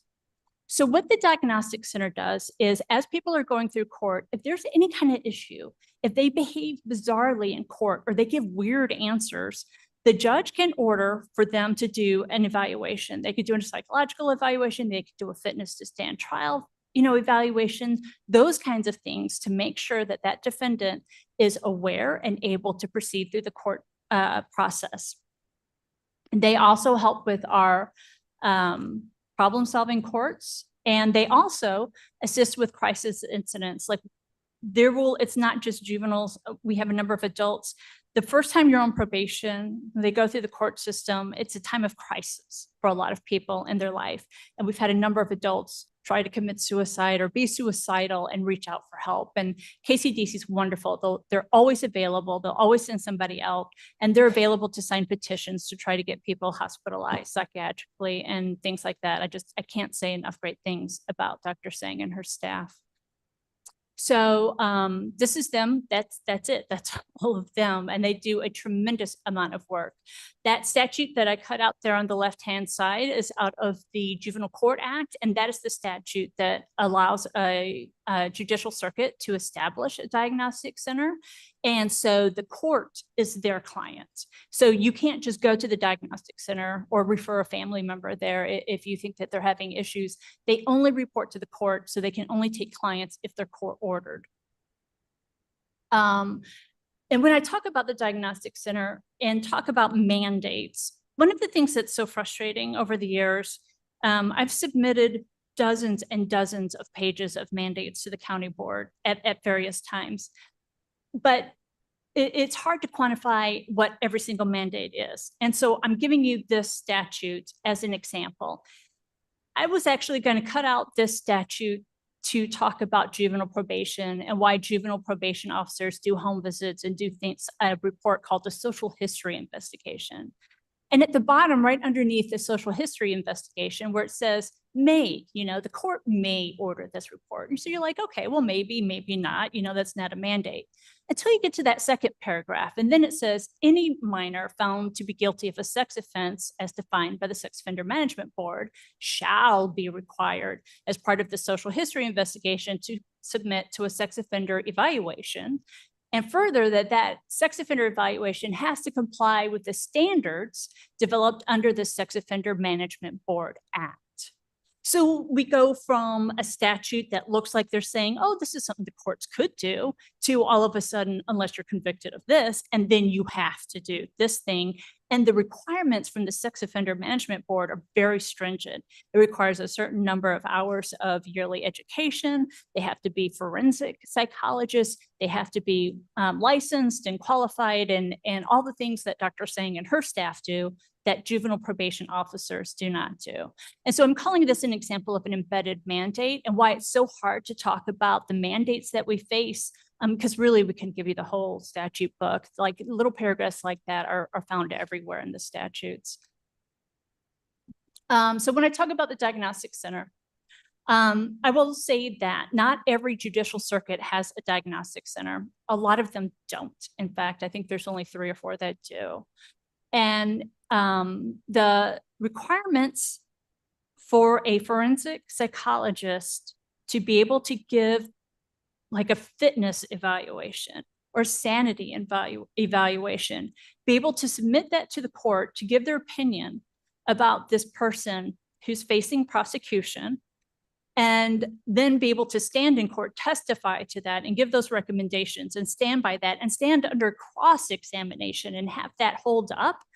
That threshold is so high that there's a very limited number of people in the community who could do this, to the point where local counties have called us a lot, and just recently within the last month, asking us, can they partner with us? Because we're able to do it at a lower cost than the community. So for example, a county to our east is paying $5,000 per an easy evaluation.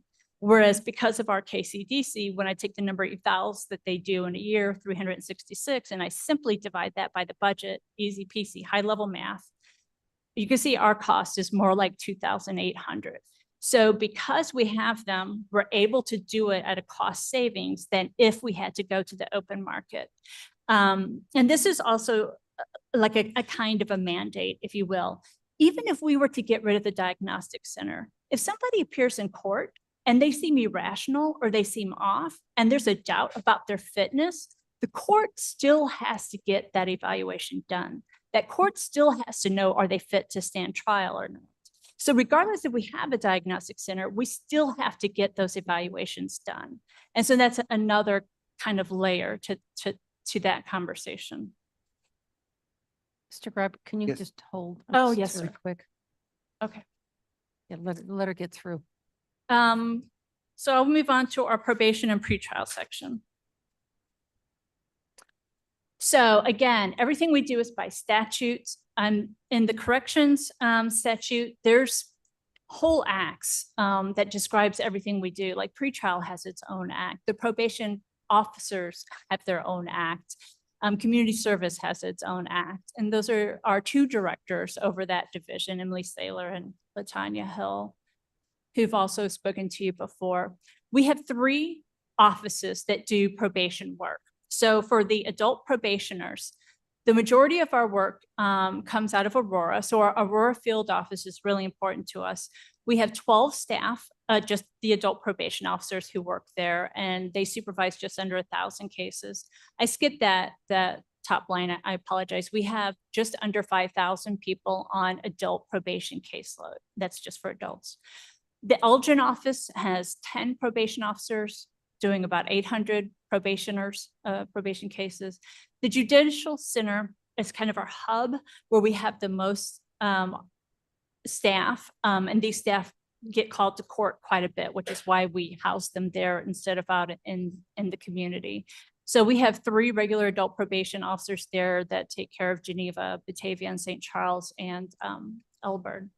We have 5, we house our sex offender officers there. They supervise just under 200 adult sex offenders, probationers.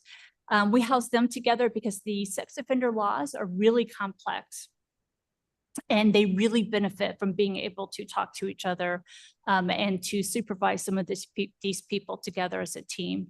We have 2 people who just do community service. And we have 2 people who do conditional discharge and 3 administrative offices. So something that a lot of people don't think about is, let's say you live in another state or even another county, and you come out here to visit family and you commit a crime while you're here and you get sentenced to probation. Well, obviously I'm not sending probation officers to Iowa to go do home visits, right? So we do something called a courtesy transfer, and that's regulated by something called interstate compact, which is not a federal compact. This is a compact that states make with each other almost one-to-one. And so each state gets to make dictates about who they'll take on probation, who they want, how they're treated, things like that. It becomes quite a mess. And so those are what our administrative officers do. They specialize. Lisa, I've Yes, gone ma'am. through your PowerPoint and it's pretty robust. Can you complete what you have to say in about the next 5 minutes? No, I couldn't possibly, honestly. I'll try for 10. 10? 10.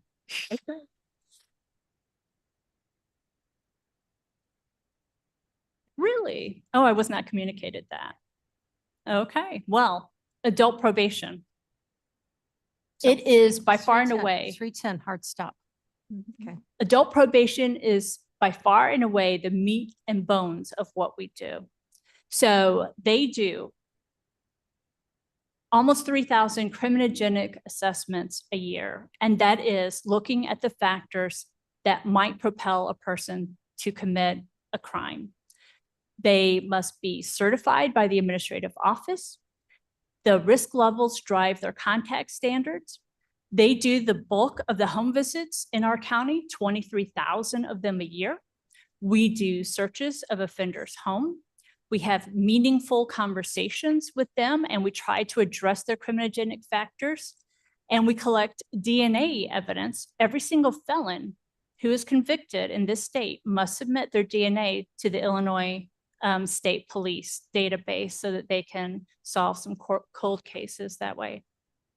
So on adult probation, last year, there were just under 600 of those people. Remember I said there's about 5,000. Under 600 committed a new offense. And there were about 900 technical violations. And a technical violation means they did something that's not criminal per se, but like they failed to pay a fee or they didn't maintain their employment. They did something like that. Adult probation also conducts almost 4,000 drug tests a year. I put up that Public Act 103-0391 because that specifically says even though you're on probation, you can still take marijuana, that is not a violation of probation. I get asked that question a lot. So we don't violate for marijuana. So our sex offender probation, I've talked about that a little bit. They do have also 58 juveniles on sex offender probation. Community service. These are people who've been ordered to give back to the community service by putting in hours of work. And you can see we do more hours of work in the summer than the winter because they do a lot of things like garbage pickup, graffiti removal. They will mow lawns for seniors through the townships and things like that.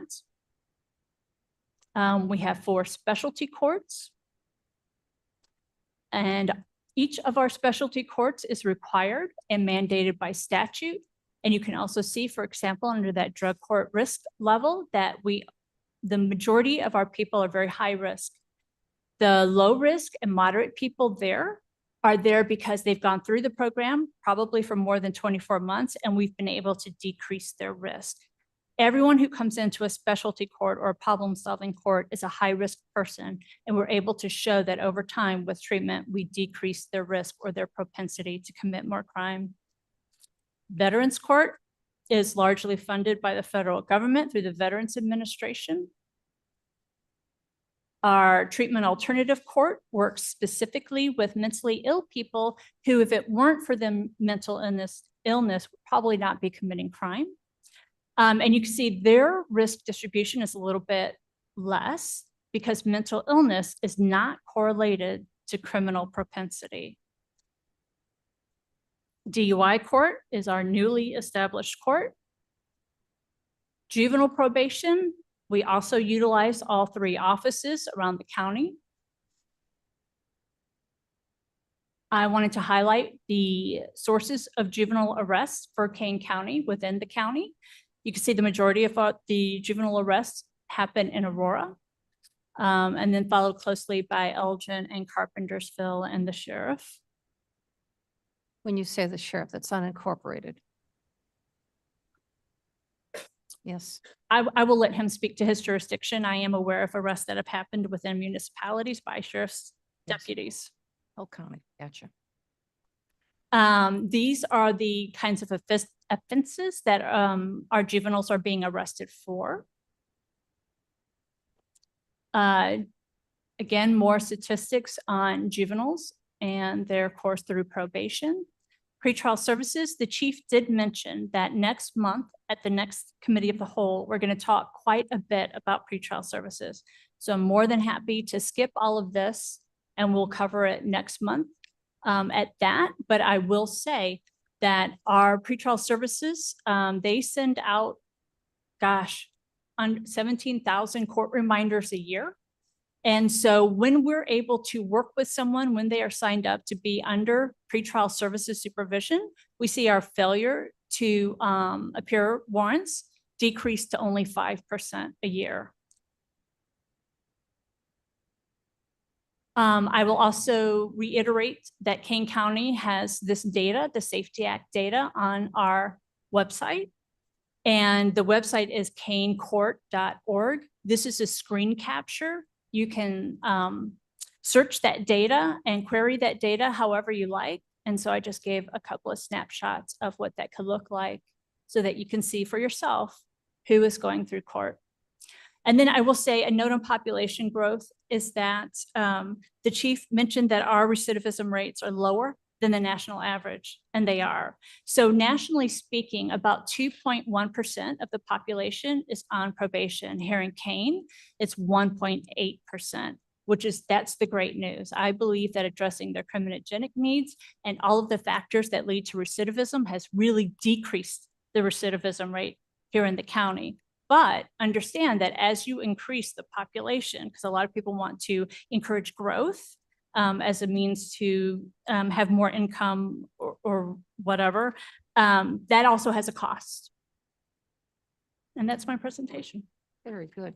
Very good. And you did it in six minutes. Oh, Well done. Well done. Very thorough. Thank you.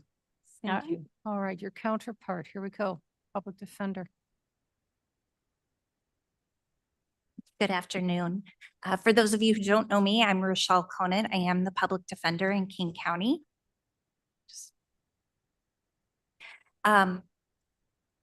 So the public defender's office is a constitutionally mandated department. We are the only department that is required by the U.S. Constitution. We represent individuals who are financially unable to afford their own attorneys.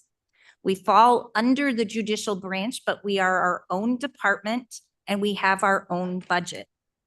This slide indicates our current staff. We have 40 attorneys, 11 support staff, which includes a paralegal and an interpreter, and 2 investigators. We assign attorneys to 13 courtrooms throughout the county. And in those courtrooms, we receive a majority of the cases for each of those courtrooms.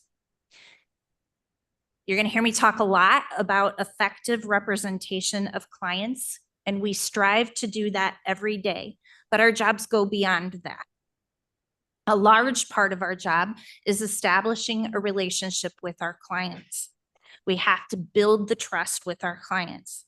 And some of that begins with helping them to address their needs, finding them housing, getting them information for them to get Social Security benefits, getting their driver's license, addressing their needs, whether they are mental health issues or substance abuse issues. We help them find places that they can get those services. The attorneys are doing that in addition to their legal requirements. We do not have a social worker or a mitigation expert on staff. For the past year, we have been lucky to partner with Aurora University, and we have had a social work intern in our office.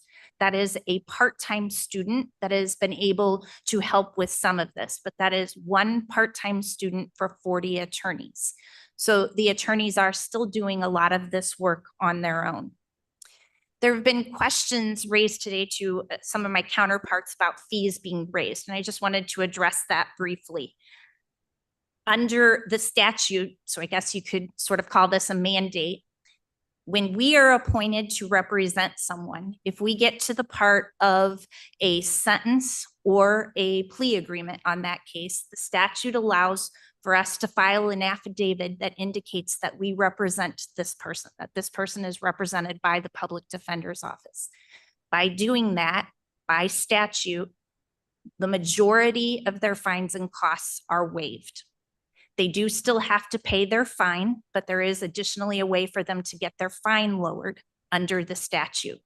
Anyone who serves time in the Kane County Jail receives $30 a day credit towards their fine. So they spend 2 days in jail, they get $60 off of their fine. Our clients do have to still pay probation fees, so they are still required to pay those. Those are never waived. The reality is, though, the clients that we have are the majority of the clients that you heard Ms. Barrerio talk about cases going to collections because they just do not have the ability to pay these fines and costs. So since 2020, I have come to the board to request additional staff. We added one attorney to our abuse and neglect division, and because of the Safety Act, I asked for 3 attorneys and 2 support staff. These were requests that were a result of mandates and increased volume in those courtrooms. And this is an example of the numbers for the abuse and neglect courtroom for our office that necessitated the need to request an additional attorney. As you can see, from 2018 to 2020, our assignments in that courtroom nearly doubled. At that time in 2020, we had 1 attorney assigned to that courtroom. These cases, abuse and neglect cases, are when the state moves to try to remove children from the home because of allegations of abuse or neglect. There are hundreds and hundreds of pages of discovery that go with these cases because there are a number of agencies that work to try to make the family whole again. So each one of those agencies provides reports that we receive, have to read, know, and be able to argue from those reports. So hundreds and hundreds of pages that one attorney was assigned to be prepared for. And in these cases, by statute, there are multiple hearings in each one of these cases. So from the time the case begins until the time the case ends, there are multiple hearings done on the case that the attorney has to be prepared for. So I made the request for an additional attorney for this courtroom because in order to provide effective representation, it was nearly impossible for one attorney to do that with over 200 cases. This is our 2025 budget. 96.3% of my budget is salaries and wages. Since 2021, I have made very little requests to increase any of my other line items, and they have been very minimal requests. The majority of my requests were salary and wages. We run our office on a minimal budget outside of salaries and wages so that we can, because we need to pay the attorneys that are needed to carry out the mandates and effectively represent our clients. We are generally not a revenue generating office, but there are a couple of ways that we do bring revenue into the county. First is my salary. The state of Illinois pays 2/3 of my salary. Second is that we are appointed in what is called sexually violent persons petitions. These are civil cases where a person who has been found or who has served a sentence in prison for a sex offense and is set to be released from prison. The Attorney General can file a petition if they are trying to continue to hold the person in a hospital setting for additional treatment. By statute, we are appointed to those cases. We can then bill hours on these cases. So we can bill hours which the state of Illinois then pays those hours. Unfortunately, or fortunately, we currently have 14 of those cases. They are all post-sentence. So that means they only come up one time a year now. So we are not generating as much revenue on those cases at this time. The final way is our DUI treatment court services received a grant for that, and part of that grant does pay a portion of the attorney from my office who is assigned to that courtroom. And this slide is about the Kane Assistant Public Defender salaries over the years. In 2021, starting salaries had not been raised for 15 years. And at that time, an assistant public defender starting salary was $5,000 less than an assistant state's attorney. And there have been periods of time since 2021 where our office has been down as many as 7 attorneys at one time. That is 18% of our attorney staff. And while that may not seem like very much, what that means is that's one less attorney for 7 courtrooms. And so that becomes myself and my 2 supervisors covering court calls on a daily basis so that we can ensure that the court system is moving and that our clients are getting what they need. But it does come at a price, because we are pulling supervisors to cover court calls, means that they are taken away from training attorneys and supervising daily work. It also means that cases are not moving as effectively and efficiently as necessary, which slows the whole system down. This board has worked tirelessly to help us bridge that gap and to get the increases for my office and the state's attorney's office that were necessary to make us equitable and to make us competitive with other counties. This has been working. We are filling our vacancies.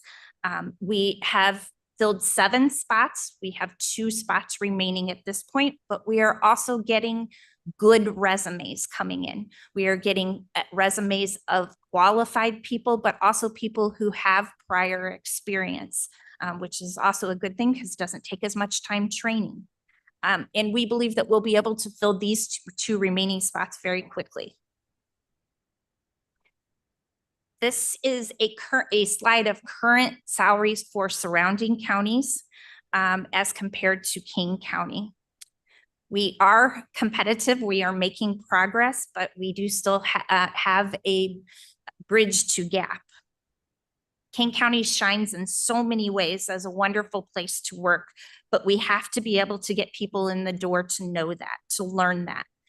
ASAs and assistant state's attorneys and assistant public defenders do the same work in King County as they do in DuPage and Lake. And assistant public defenders and assistant state's attorneys here are not any, or I'm sorry, in DuPage and Lake are not any more deserving of $7,000 to $8,000 more a year than the attorneys here. We need quality attorneys who can effectively and efficiently carry out the mandates that we have been given. We need to ensure that we can offer them a salary that has them choosing Kane over surrounding counties, and that will enable them to begin their careers here, plant roots, and stay here. So that is not a budget cut. This slide shows the budget increase impacts on our office. And as I've already talked about, equity in pay between the assistant public defenders and the assistant state's attorneys and bridging that gap with other counties. And it has allowed us to retain experienced attorneys. We were losing attorneys to other counties. Before these increases, I lost an experienced felony attorney to DuPage County for nearly $20,000 more a year. I couldn't compete with that. I had to let her go. And I understand that this is always going to be a cycle. There is always going to be somebody else who is making more than us. In fact, when Ms. Mosser and I raised our starting salaries to $75,000, a week later, we found out DuPage had raised theirs to $82,000. So it is always going to be that issue, but we can continue to stay competitive, because training attorneys takes hundreds of hours and it never really stops throughout their careers. We are always investing in the attorneys that we have. And we need to be able to retain the attorneys that we have already put these hours and work into.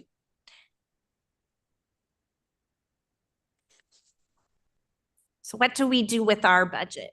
As I indicated, we are the only constitutionally mandated department. The 6th Amendment of the Constitution guarantees each one of us the right to an attorney, and the 14th Amendment incorporates that into the Illinois Constitution. Our existence as an office comes from that. We do not solicit our clients. We do not bill our clients. They are handed to us by the judiciary when they appoint the public defender to represent them.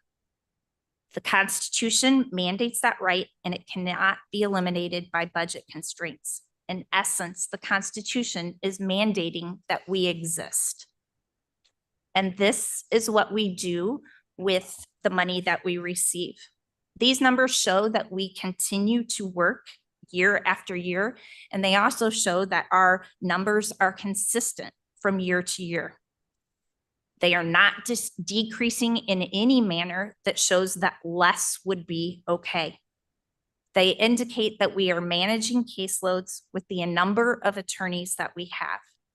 They indicate that we are effectively and efficiently disposing of cases through trial or plea agreements.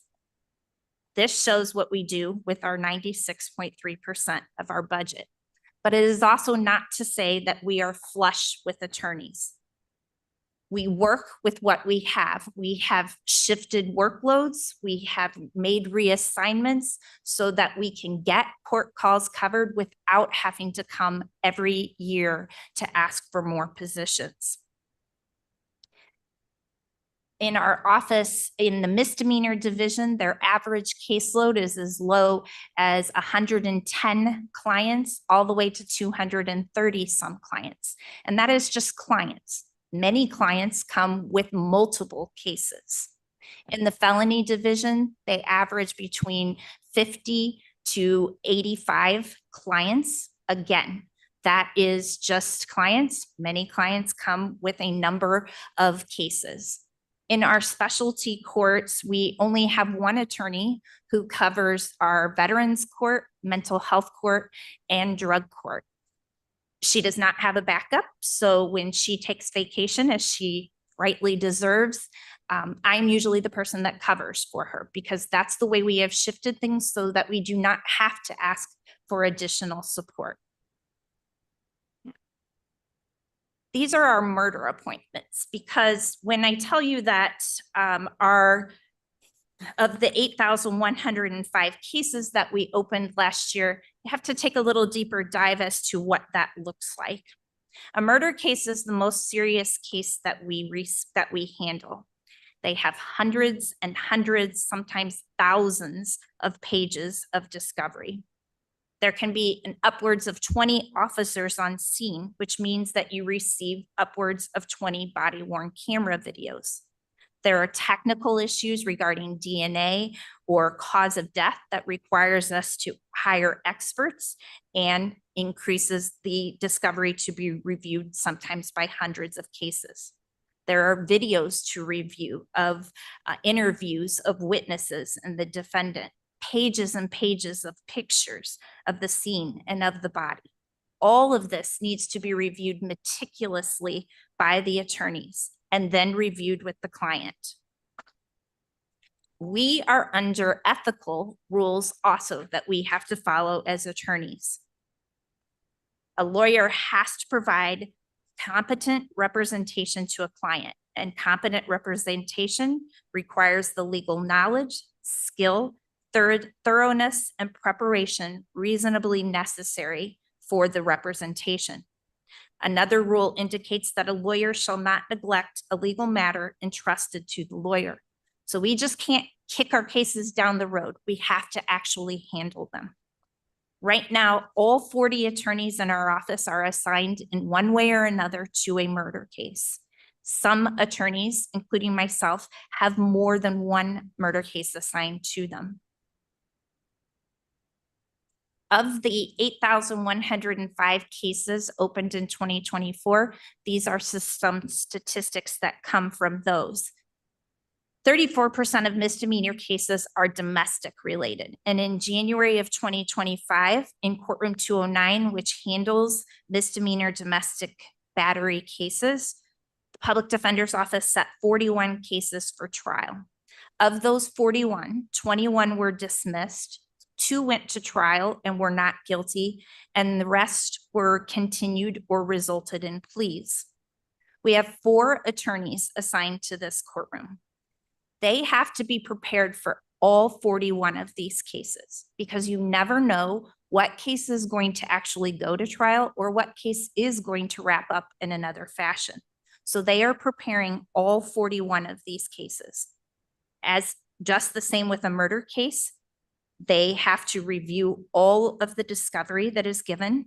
They have to establish the relationship with the client, review the discovery with the client, prepare and file pretrial motions, prepare for any pretrial motions that the state's attorney has filed, and make sure that witnesses are secured and interviewed, all while preparing their normal court call.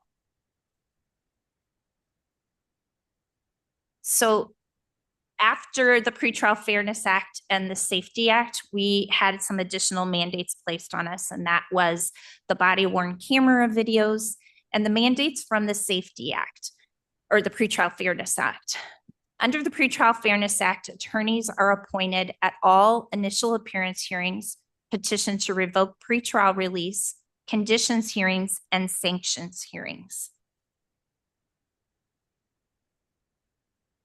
So as part, as in an earlier slide, I indicated that we asked, as part of the Pretrial Fairness Act, we asked for an additional 3 attorneys and 2 support staff. One of those attorneys we now have full-time in courtroom 005. And this slide just indicates what a day in 005 looks like. Prior to the Pretrial Fairness Act, that courtroom was covered on a rotation by all of the attorneys in the office, but they were finished in that courtroom by about 10:30 or 11 and could then go on and complete their other duties. This courtroom is now an all-day courtroom, run 365 days a year. We staff it 365 days a year. So it wasn't, we were not able to continue to do this rotation because all of those attorneys would then be taken out of their courtroom and their caseloads for an entire week or 2 a year. So we now have someone dedicated to this courtroom. But what happens with the Pretrial Fairness Act does not end in this courtroom. On any given day, you can go into any other criminal courtroom in the courthouse, and all of those courtrooms are receiving detention hearings, petitions to revoke pretrial release, sanctions hearings, and conditions hearings. So the attorneys in all of those courtrooms also have to be prepared for those cases as well. And you don't know if you're receiving those usually until the day that it happens. So again, you have to sit down, talk to your client, and be prepared to argue these cases because there are additionally by statute time constraints on when these hearings need to be done. The body-worn cameras, this is just an example of what this mandate has done for us. Prior to the Safety Act, a typical domestic battery case would be a misdemeanor domestic battery case would be a 2-page police report and possibly a 911 recording. Now you still get that 2-page police report and possibly the 911 recording, but you also get the body-worn camera videos for every officer that was on scene. You can have anywhere from 2 to 4 officers on a misdemeanor domestic case. And so we are ethically obligated to view those videos. And so a lot of the videos are just nothing. It's just the officer driving his car, walking around the scene, but you don't know that until you watch the video. So you're watching hours worth of videos for maybe only 5-10 minutes of something that actually happened, but we are ethically obligated to watch all of those videos. So with our additional 2 attorneys that we received as part of the Safety Act, one went to the misdemeanor domestic violence courtroom to give us 4 attorneys in there, and the other we added an additional felony assistant to help with all of the new time that was added by body-worn cameras.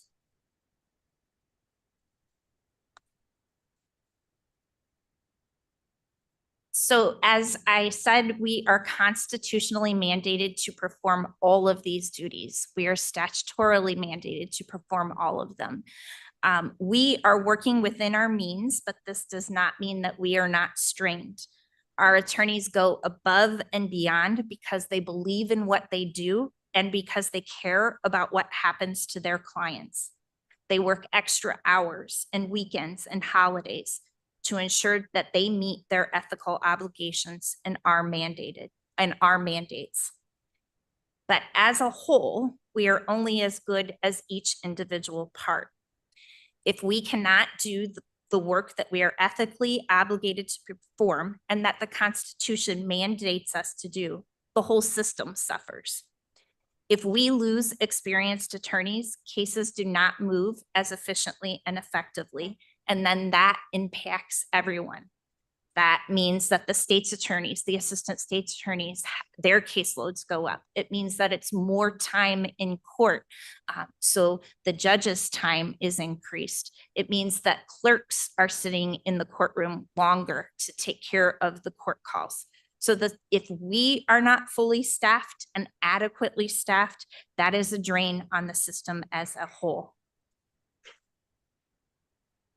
As a county and as a criminal justice system, we are better than that. You heard Judge Villa indicate or talk about how King County is viewed as a star, and that is something of pride for all of us.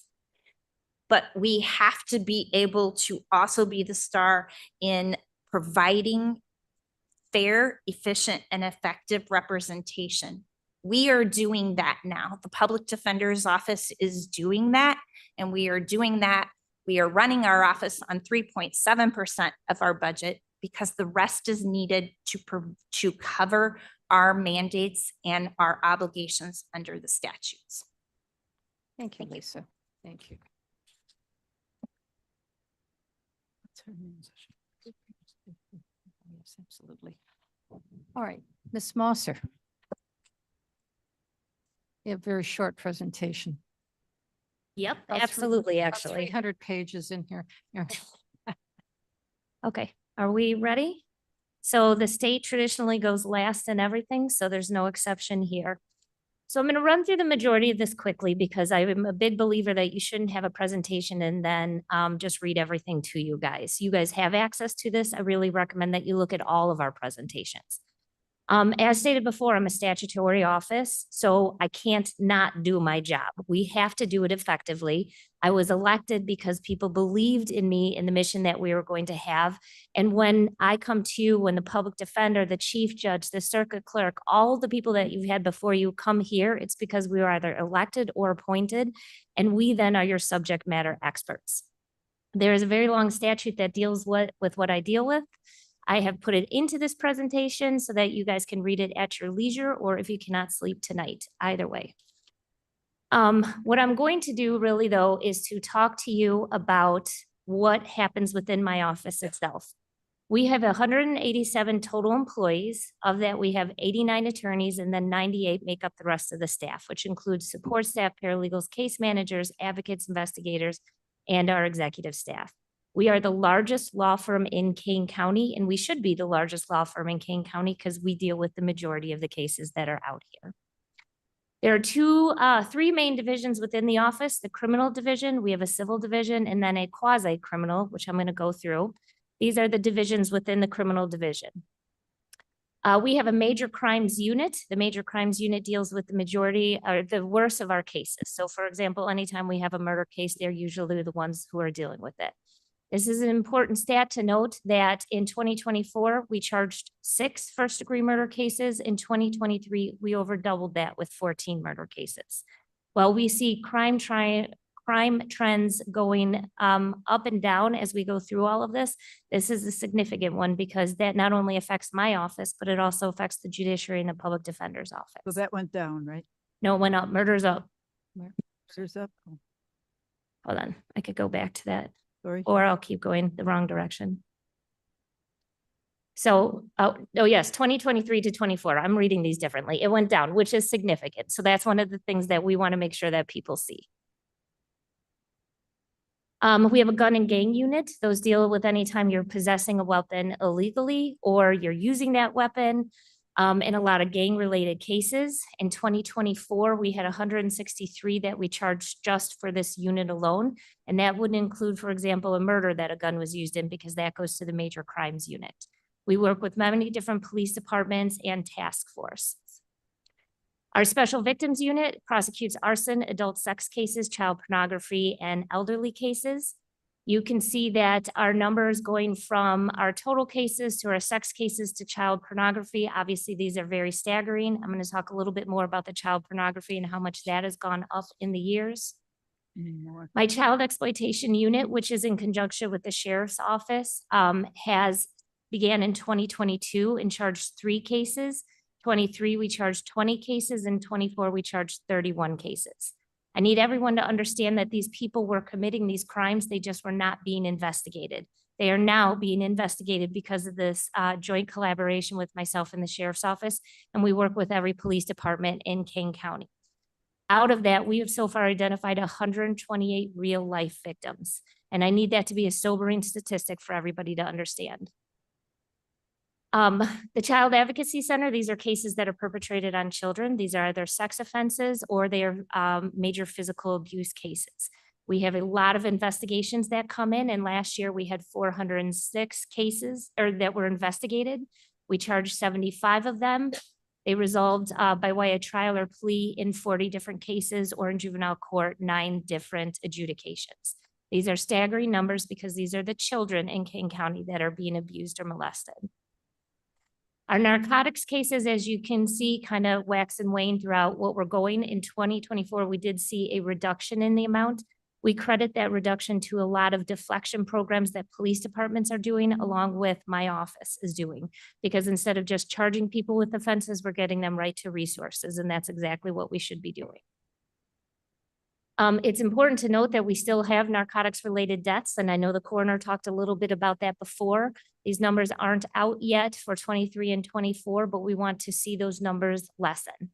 I fear because of the Pretrial Fairness Act, we're just going to see those numbers increase, because before we would keep people in custody who were a danger to themselves and had committed a crime, but now those are people who are being released. So the question was asked before, why is the pretrial release having more people in jail? Because we're not providing them any services in the jail the way that we had beforehand, because judges cannot hold them. I cannot ask for them to be held, and the jail can't hold them.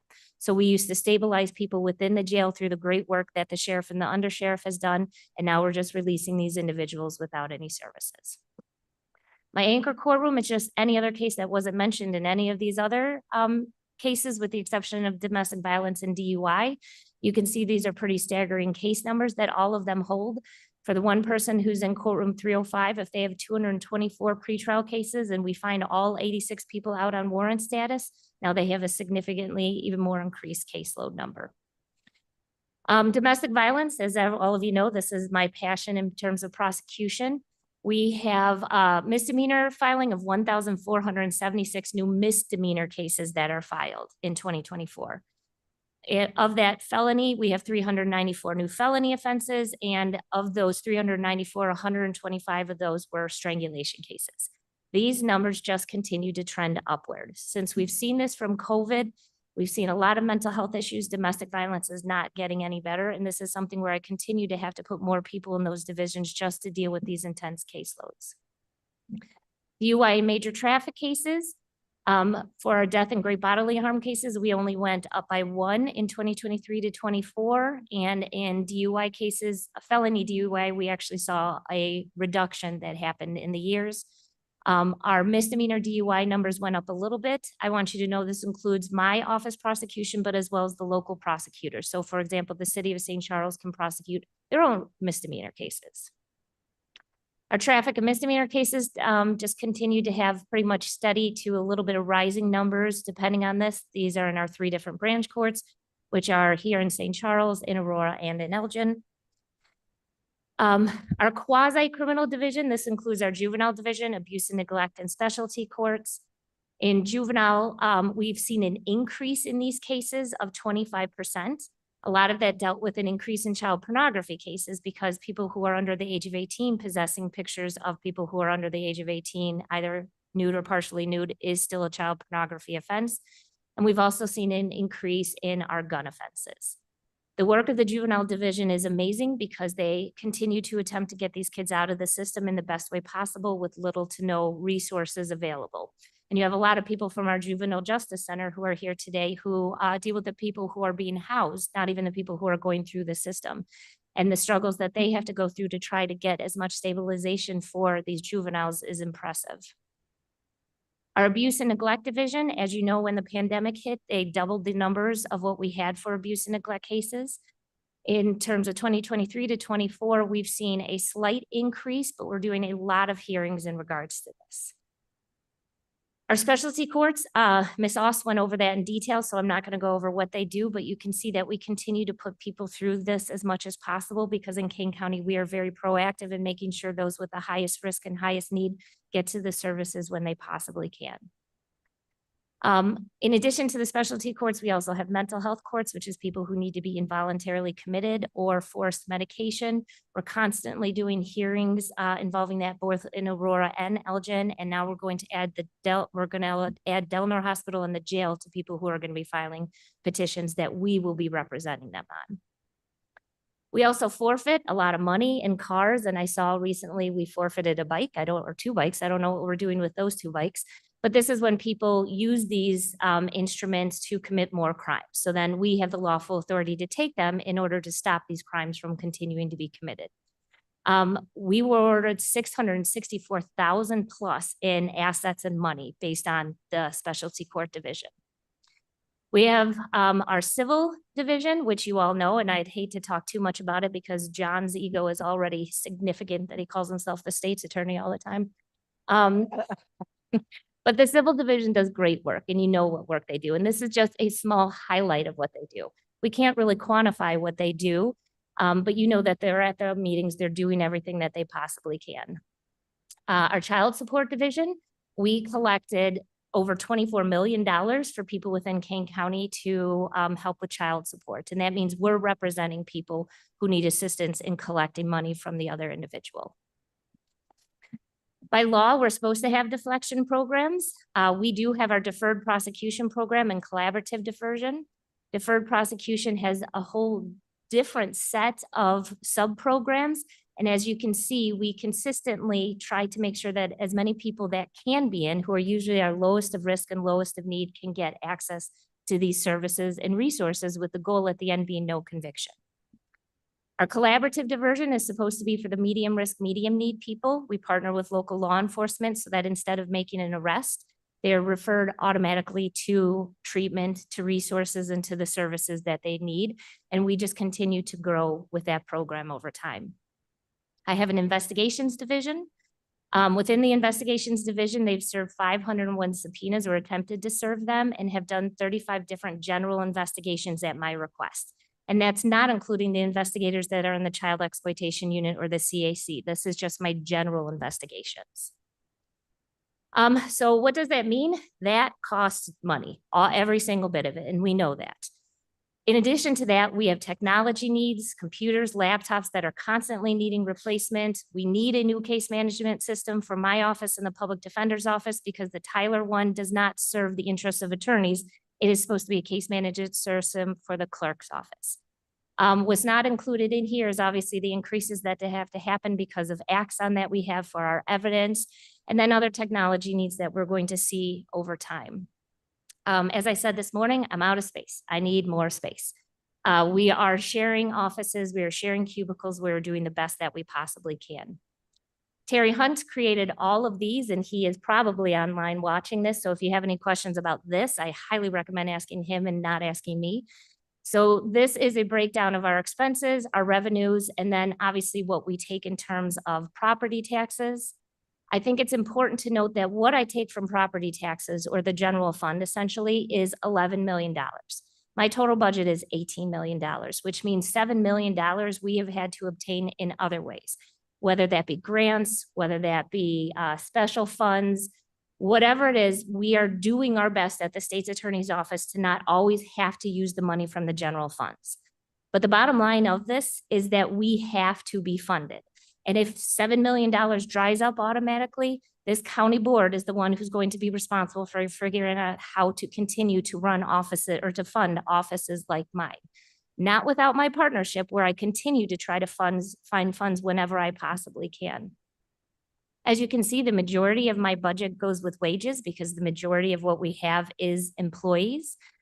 We do not have a lot of all of the other expenses, like the sheriff's office would have with vehicles. While we have some vehicles, we don't have to have people patrolling the way that they have to. Wow, that was super quick. So, the last thing that I want to say, and this has nothing to do with the presentation, this has everything to do with why we all came here today. Now, we all came here today because we need everybody to understand the essential nature of judicial and public safety. I have to tell you, I've now been through 4 different budgeting times, and it has gotten significantly worse every single time I've gone through this budget process. Each time the rules change, each time what is expected of us change, and every single time there is a target on judicial and public safety because we have the majority of the budget. Every single time it comes to a county board meeting and they say there's a $19 million budget and we have to look at the people who take the majority of our budget, every single one of our employees is terrified.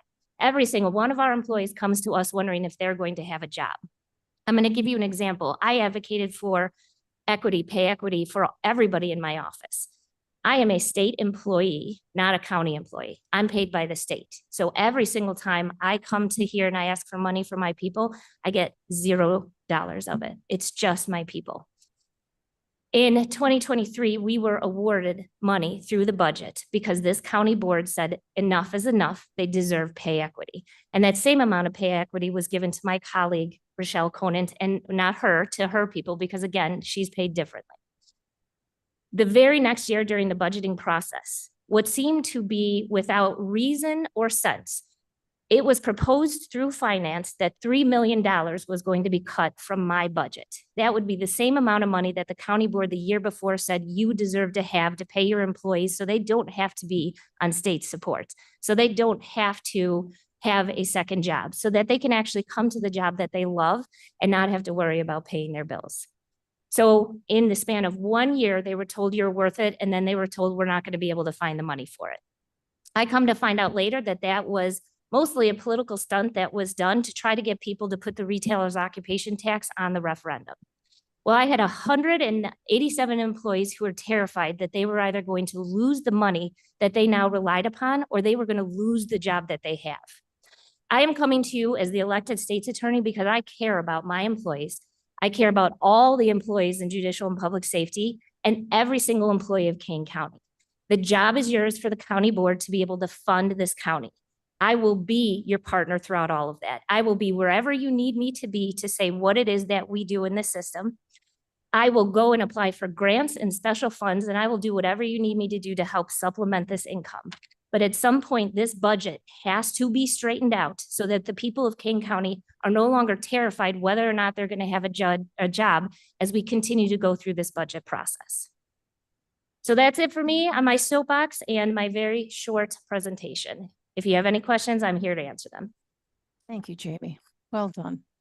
And sobering comments at the very end and appreciated. Yes, sir. I just want to say to everyone from judicial, very good presentation. And I think it helped, especially a lot of the new board members. So thank you very much for the hard work you guys put in. Happy to do so. It was very insightful. Yes, Mr. Gripe. Thank you, Madam Chair. Jamie, it's Ms. Mosser. No, you could just call me Jamie. I'm very less formal than everybody here. Yeah, call me John. Anyway, very, very helpful information. I do have some questions which I won't ask because they're kind of micro questions. But I think, even if this new retailer's tax goes through, we're going to have some tough decisions. I don't want anybody to be afraid of their job. I've had that situation in businesses I've been in. I've been laid off 3 times in my career because of things like that. But I think what we can use, we need to have the discipline to do this work. In the past, I wasn't here, but in the past, there hasn't been the discipline to do the work and to do it now. Should have been done before now, but we need to do it now. To help us do that, we need all departments to say, you've done a very good job of explaining everything costs more. Here's all the value we provide. Great. But if we had to cut X, Y, or Z, not that anybody wants to, not that it isn't valuable, but we're going to need some options. Because I don't think you know, if we make those decisions, they may be much more arbitrary than the experts in the departments would make them. So I appreciate your expertise that way. And I've always valued in previous conversations in my corporate life with department heads who would come to me or my team or whatever, and say, you know, here's what we need, here's what we could, and we'd say, could you cut it a little bit? And they'd say, yep. And it became a wonderful team effort to make this happen and make it happen before December 1st. So thank you so much to everybody. You guys put a lot of work into this. But having that assistance for us, and if I can do anything personally, not that I'm special or empowered or something, but I'm very much have a vested interest in keeping the value for all of the citizens of this county. And you guys clearly have value. Other departments do too. I took a tour of KDOT last week. I was blown away by what they do. So help us help you. And that's easier said than done. You have the tough part of that job, but thank you again so Thank much. Yes, Madam Chair, Surges. Mr. Surges, Ms. Garcia's first, and then you can speak after her. Perfect, thank you. You know what? I am one of the newest members here, and today you guys just make me feel so proud of where I live and who I represent. Thank you so much. That, like you said, it's our job, and we are in your shoes. We want to go ahead and continue doing this the best way we can. And for the new members and for the ones that we've been here for a long time, I think this is a time to come together and look for the best of our county and continue having and being one of the best. Thank you so much, because it was really helpful. Thank you. Mr. Surges. Madam Chair, to go along with Ms. Garcia, I mean, we live in a very special place. I appreciate everything that we do. Mr. Gripe, I am going to hold you to it, to roll up your sleeves and do what your perception is that we couldn't do in the past. And I know we have a road ahead of us, but I just wanted to make sure that we are, you know, assure everybody that we are up for that challenge. So. I think it's not a challenge, sir. It's a reality. Yeah. Yes, Ms. Bates. I want to say that I believe it is our responsibility to provide to all of your departments. I don't think you can tighten your belt any, the holes are gone. Yeah. There's no more holes on the belt to tighten. I see this county counting paper clips. We are so tight in our budgets for so many years. It's up to us now. I don't think you guys can anymore. So thank you. I mean, this is all very amazing, and I'm also proud and moved by your dedication and hard work. So. Ms. Gums. Thank you. Gums here. I just want to thank everybody for participating in this. And, you know, being proud of our county is something that, you know, is kind of tricky for me, because this isn't a surprise. I'm not calling anybody out specifically, but let's be real here. For 14 years, this county, in my opinion, failed to act. We took advantage of our employees. It shows it. They've left us. When you identified the $3 million, yes, we want to give it to you. Now we want to take it away. I too will hold people's feet to the fire when they say that they want to solve a problem. I believe some people like to have a problem so they can point it out that we are failing instead of actually moving forward with the solution. We know what the solution is. We've known it. I voted on it for 4 years. I've asked you all to vote on it. Last year, we actually did it. We have more work to do so that we can continue to not take advantage of those individuals that make us look good. It's not us that makes us look good, it's them. So I'm begging you all to continue in this fashion and to take spending more responsibly. I mean, we have to spend, we can cut, we can readjust, we can do all kinds of things. But what we can't do is forget about the people that make everybody in this county safer and better, and they make us look better. And I'm frankly tired of the excuses. Oh, it's an election year. It's always an election year. It's always an election year. Suck it up, do the right thing, and take care of our folks because they take care of our constituents. So I appreciate you all and all of your hard work. And I'll continue to fight that fight. All right, I'll put my 2 cents in. I was listening to a report on the state of Illinois, and I believe it was the Illinois Manufacturers Association said as the Illinois begins its budget review, they have to stop looking at today, but have to start planning for tomorrow. Mr. Gripe, we've heard several people say you have to run your county like you would your home or like a business. I'm not sure of any home or any business that doesn't realize you have to have either a retirement fund or a capital fund for future needs. Where's your growth? Where's your projection for the next 5 to 6 years? We have graciously had our strategic plan passed. So we have funding for that to help us guide us to look towards the future. But for a long period of time, boards, county boards, different people on it, have made what they thought was a mutual right decision to hold down the taxes, keep the taxes low, provide adequate services for the county, but not outstanding services. And things changed very radically because of COVID. All of a sudden, we had increase in domestic violence. We had increase in child pornography. We had increase in fentanyl. We had needs. And those critical needs were not able to be funded because we did not build the bank to be able to use it. Instead, we used American Rescue Plan money to underwrite those costs, knowing that those costs are finite and not continual. And now we're faced with an empty bucket and we have future needs and current needs. So why do I think the referendum is a thing for people to consider, that hopefully our residents will consider? Because I want to be able to walk my dog. I want to have you be able to walk your grandchildren in the forest preserves, along the streets, and feel safe and secure by doing so. I want our children to grow up strong. I want our seniors not to feel that they're going to be compromised in any way.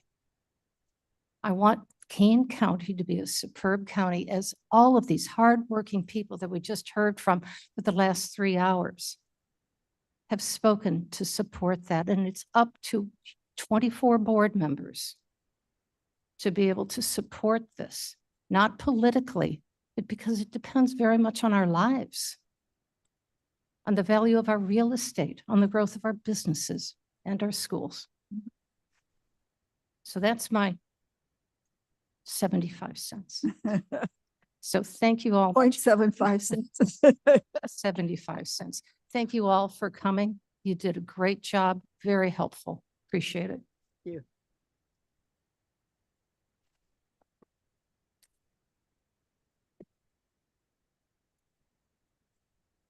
Do we have to close the meeting? Can we adjourn, please? Motion to adjourn? Just Yeah, that's have a great right. day. Forgot. We're everybody in favor of going home? Aye. Leslie, I saw your evil twin back there. I saw your evil twin back there.